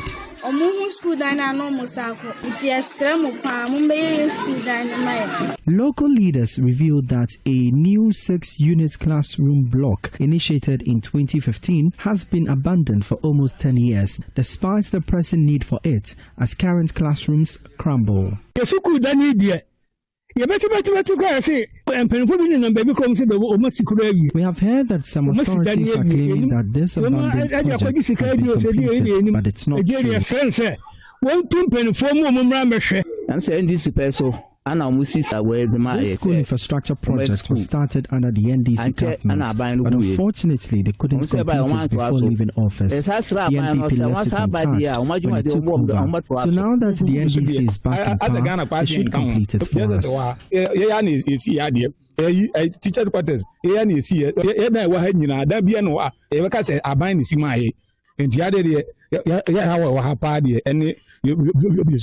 Francis Menses reports for JoyNews. Well, still in the Ashanti region, the Presbyterian Hospital at Agogo in the Ashanti region is seeking support for the upgrade of aging infrastructure, obsolete equipment and intermittent water shortages as it approaches its 95th anniversary. Management says limited resources are affecting efforts to meet the demands of the large patient load and hindering quality healthcare delivery. The upgrade of its system will improve operational efficiency. Here's a report. General Manager of Agogo's Presbyterian Health Services, Reverend Ezekiel Amadu Darby, made the appeal at the 2025 Annual Performance Review and Management Refresher Training. He stressed on the pressing issues facing the hospital, particularly its reliance on limited water supply and aging resources. You cannot operate a hospital without constant flow of water. And you know that Agogo is surrounded by hills. Our founding partners of the hospital, they foresaw this, so they dug underground tanks. What it means is that if you don't have enough rainfall, then you are likely to be confronted with water shortage. But we have also dug some wells, and because the town is surrounded by hills and mountains, intermittently the wells become dry, and then water issue becomes a problem, right? But all the same, we are working and trying our best to see how we overcome and move on. And with the current Galamsey issue, where water is even treated and pumped, coupled with in the words of other people, the flow is not effective. The Presbyterian Hospital Agogo says addressing these issues requires community and collaboration as they continue efforts to enhance healthcare delivery in Agogo and surrounding communities. The week-long 2025 Annual Performance Review is under the theme Performance Management, a tool for quality service. The stakeholders discussed retention and retirement planning and issues in safe care assessment and quality improvement, and topics including right diagnosis, right treatment and referring the right way. Reverend Ezekiel Amadu Darby urged young healthcare professionals to be committed and to actively contribute to improvements despite the structural and resource challenges. We do what we call community deba, and right on the area management, we have representative of Nananamo and we have representative of the district assembly. So these are avenues we use to fetch information from the community and then also get information from the hospital into the community. So these are the means we use. We should be committed, we should be dedicated, and we should make ourselves proud, and we should work with a mind of meeting standards. When we're able to do this, I think we can have a very better and brighter future for our country. For JoyNews, my name is Clinton. Let's head now to Jirapa, where to recognize the tireless efforts of educators and promote holistic well-being of the municipality. The Member of Parliament for Jirapa constituency, Cletus Seidu, has launched the Maiden Teachers Award scheme while simultaneously handing over logistical support packages to Jirapa Health Services. There's more in the following report. Addressing the gathering, the Jirapa Member of Parliament, Cletus Seidu, drew on his personal journey as a teacher trainee at Kosale in the Sisala West District and later as a former acting head teacher in the remote village of Teshie in the West District to train newly posted teachers. And when I got to Teshie, I was the only trained teacher from primary 1 to 6. So I became the acting head teacher, automatic. So I needed to learn. So I reached out to many senior teachers, those who taught me and those who were already in the field, so that I could be abreast with how to organize in-service training, classroom control, and all of that, so that I can also make a mark. Don't go around worrying big men that this is where I want to serve.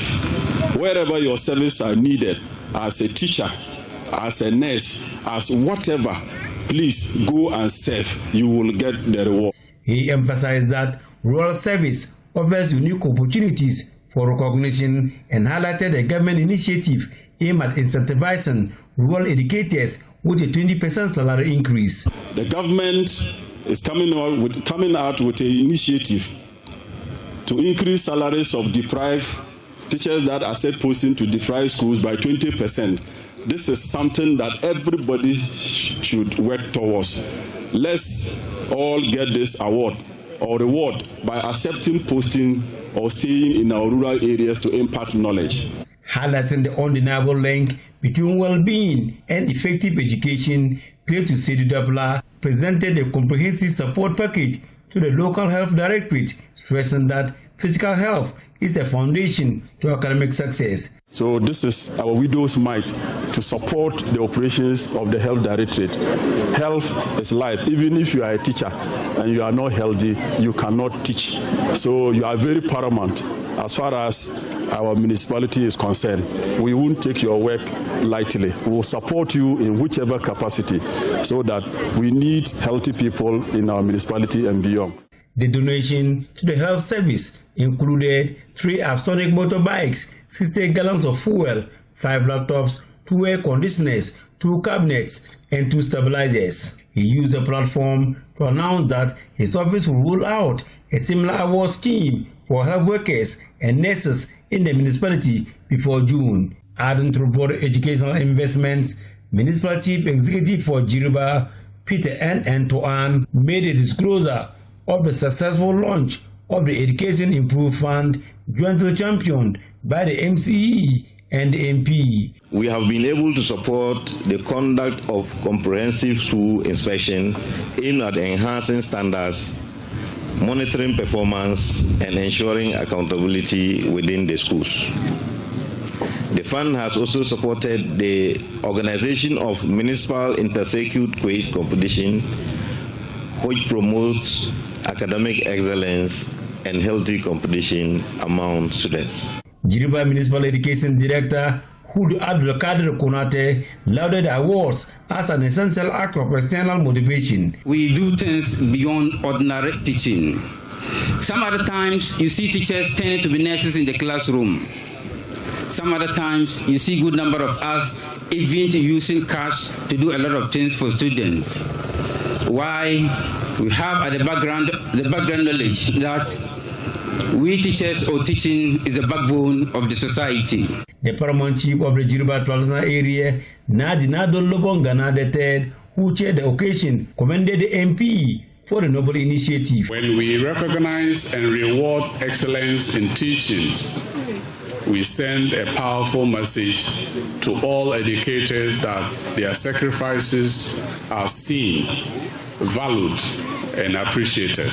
Delivering her acceptance speech, Madame Ernestina described the recognition as a collective victory. I will say a very big thank you to my colleague teachers and then other awardees and those that have not received it yet. That they should let this be a motivation for them to improve on. Maybe, who knows, next year theirs will be better than mine. Reporting for JoyNews, Rafiq Salam, Jiriba. Well, Shimai Solutions, a non-governmental organization advocating for women, is calling for deliberate strategies to promote inclusion and equity for women in leadership. This call came on the back of International Women's Day on March 7, with this year's theme Give to Gain. The initiative by Shimai Solution forms part of activities aimed at highlighting the need for equal representation of women in leadership positions across sectors. There's more in the following report by Marta Boache. Gathering, the Jiriba Member of Parliament, Cletus Sedudepola drew on his personal journey. Efforts to promote the inclusion and advancement of women, particularly in the media and cultural sectors, are being intensified by Shimei Solutions.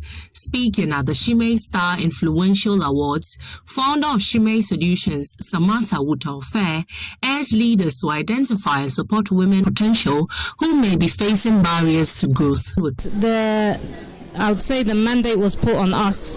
If we are leaders, if we are bosses, we need to be sponsors.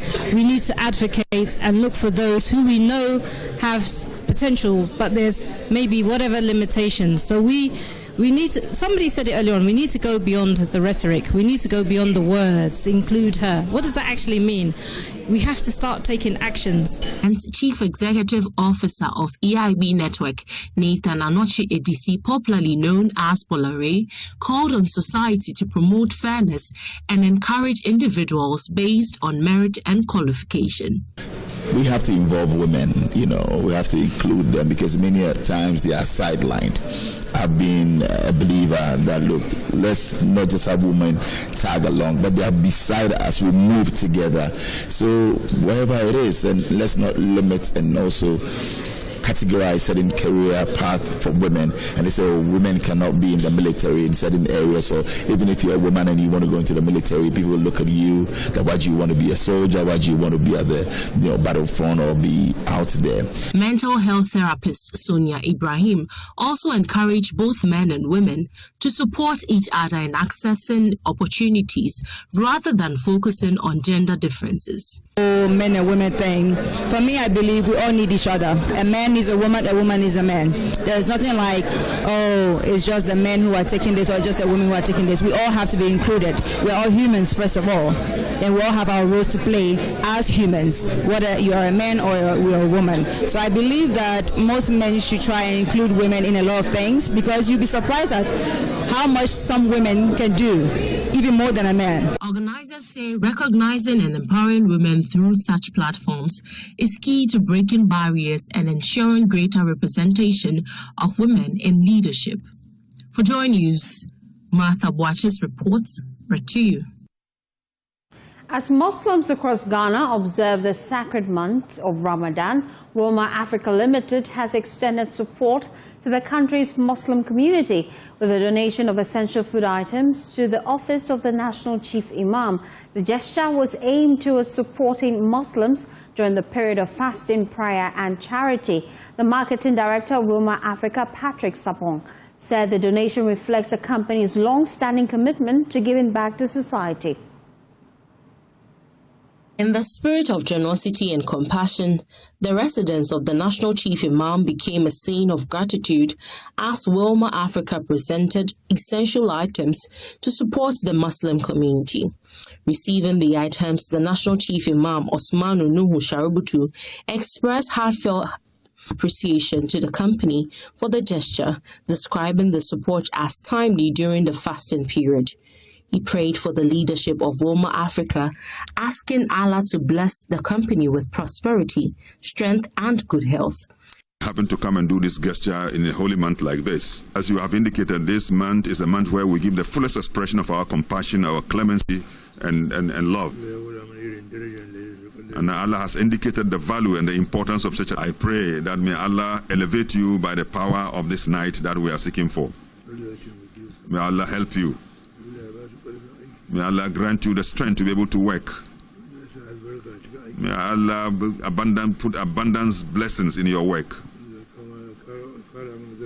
And may Allah grant us peace and harmony as a nation. Walewale Africa said the donation forms part of its broader commitment to corporate social responsibility and strengthening its relationship with faith communities across the country. Patrick Sapon is Marketing Director of Walewale. As said earlier, Walewale's role in this donation is to, this is a period of reflection, a period of sacrifice, a period of giving. And as a business, we believe that when our majority of our consumers or customers are observing the period of Ramadan, it's also time for us to support and give out to our consumers. So reason why we came to the office of the Chief Imam to support his outfit, to also support the larger Muslim community. The Muslim community expressed appreciation to Walewale Africa Limited for what was described as a demonstration of love and respect during the holy month of Ramadan. They also expressed hope that partnerships between corporate institutions and religious bodies will continue to grow, helping to support communities such as Ramadan. For JoyNews, Martha Sewa Boaches reports. While the holy month of Ramadan is a time for reflection and sacrifice, but for the underprivileged, it can also highlight the lack of daily necessities.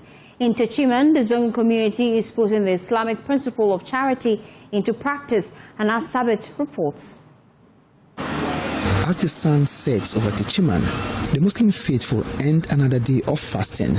But for many in the Zongo community, the question of what to eat can weigh heavier than the hunger itself. Tonight, however, the table is full and the doors are wide open.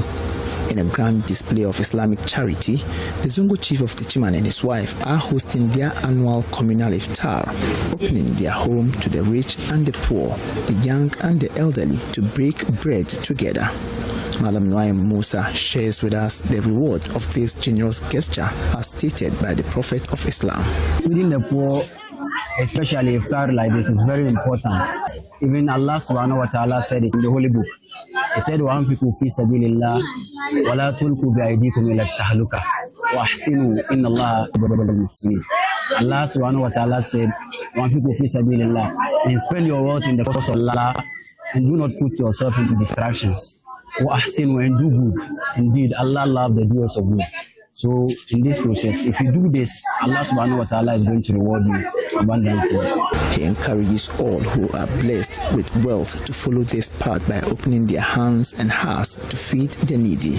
And those who can afford to do iftar, they should copy what Serke and his wife did. Because if you do that, you are going to gain a reward from Allah subhanahu wa ta'ala.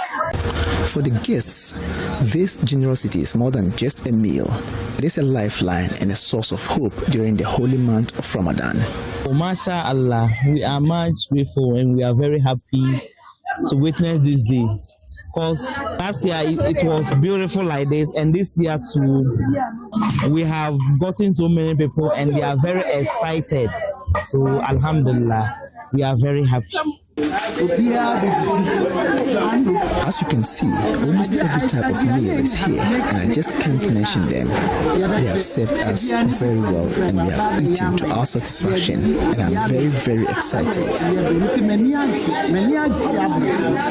Some of them prayed to the Almighty Allah to continue to bless them and provide them just as they provided to the needy today. I'm very happy to be part of this wonderful and joyful iftar. And I pray Allah bless the chief of Zongo and his wife. May He bless them so that next year they will do more than this. May Allah bless them. We are very happy, and it is our prayer that God Almighty bless Sarki and Haja Hamdia, and we pray that whatever they've spent here, may Allah Almighty reward them in multiples so they can continue to do this for us every year. We thank them for, having a big heart to do this. Some people are rich, some people have so many money, but they can't do this. So Alhamdulillah, may Allah bless them, give them more than what they have spent. A tradition of giving rooted in faith, ensuring that no one in Teshie and Zongo goes to sleep hungry this Ramadan. Reporting for JoyNews, Anas Sabit, Teshie.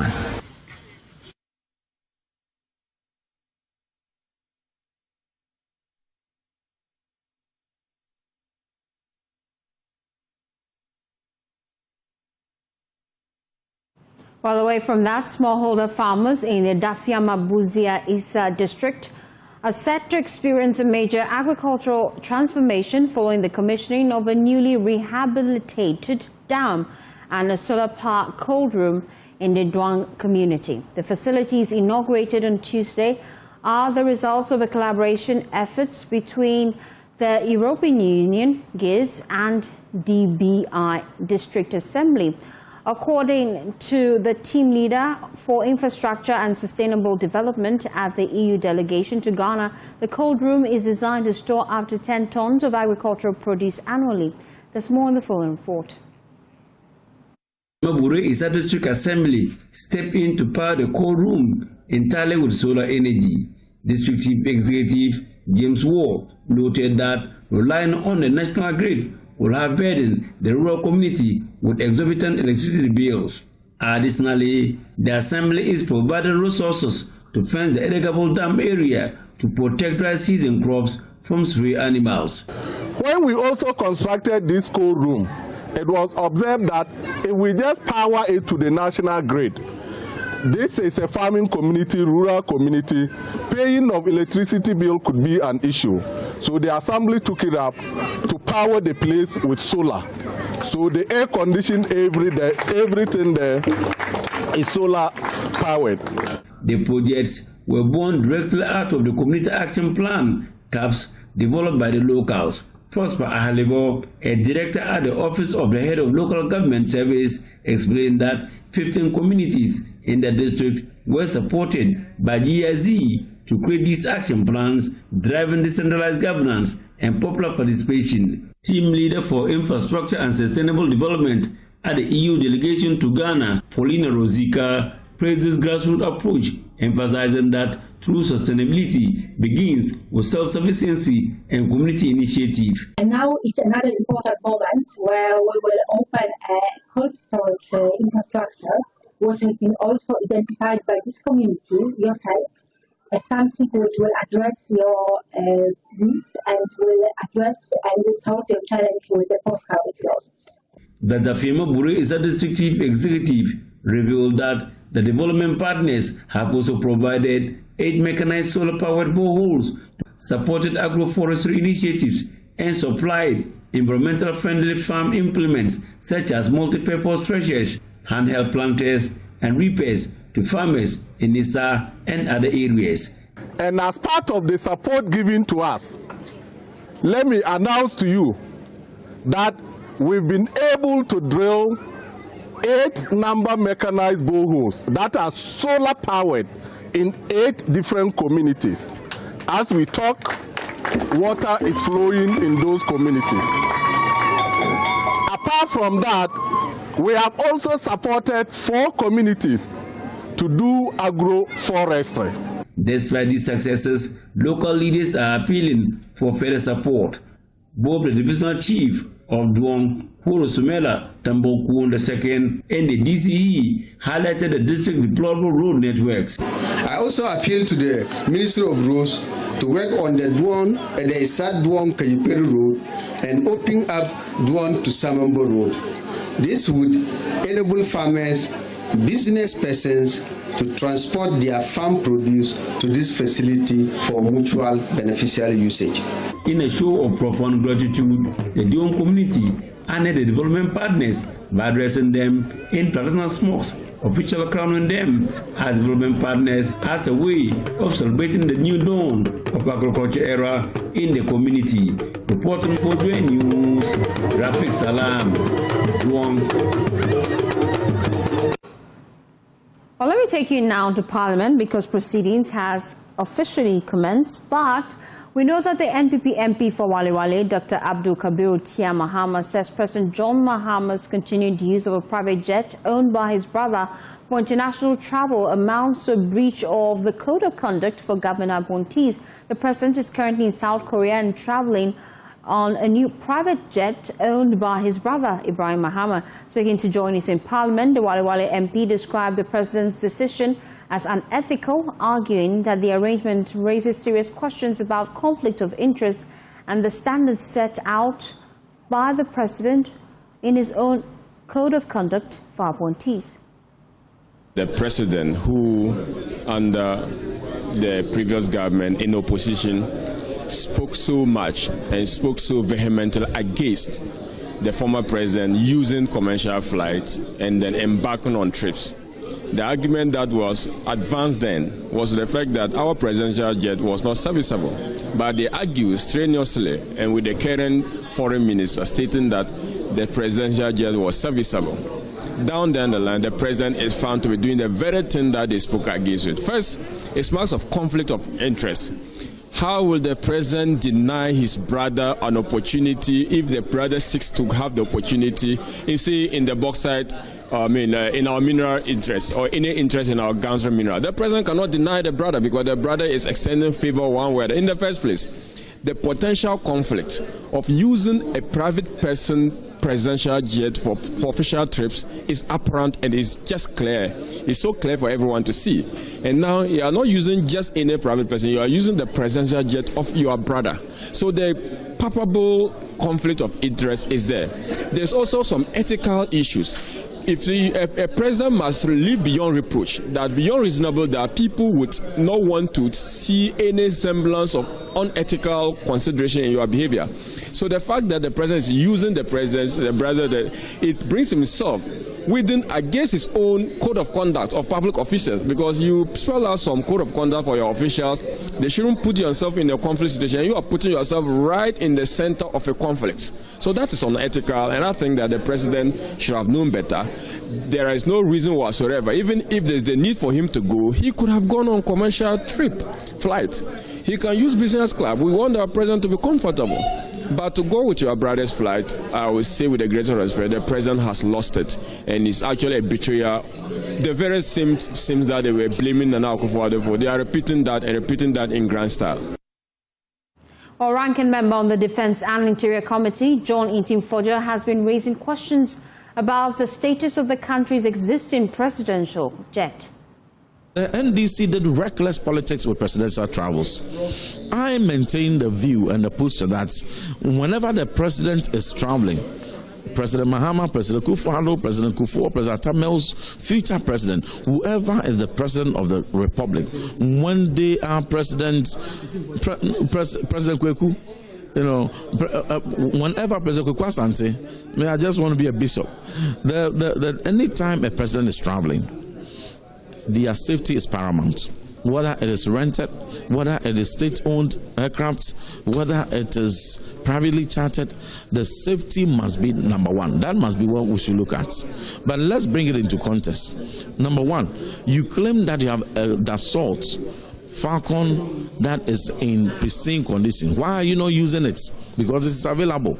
President Akufo-Addo was expected to use it all the time, even when it was in repairs and was at repairs for maintenance for months, and he needed to go on privately chartered aircraft. They had a big problem with it. They bastardized him and use it, weaponize it for campaign gains. Now the Falcon is there. It is not in any maintenance. It is parked here, right here in Ghana, certified airworthy. Say you will not use it. You have even gone to buy another aircraft. That aircraft, another presidential jet. You didn't even buy anything different. They bought the same Falcon, a newer version of Falcon, as small as the existing Falcon. So they are going to have two Falcon.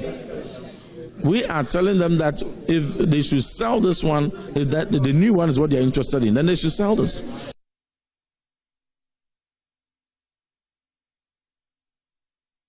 Well, that's how we wrap up the polls. For more news, please log on to myjoyonline.com. Some top stories there.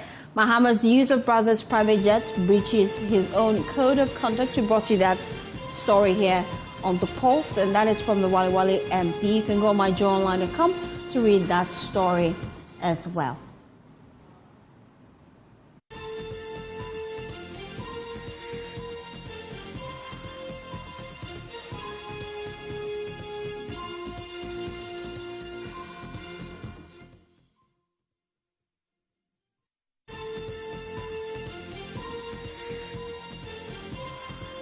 I appreciate your time and company. Have a pleasant day as you enjoy the rest of our programs. Up next is JoyNews Prime.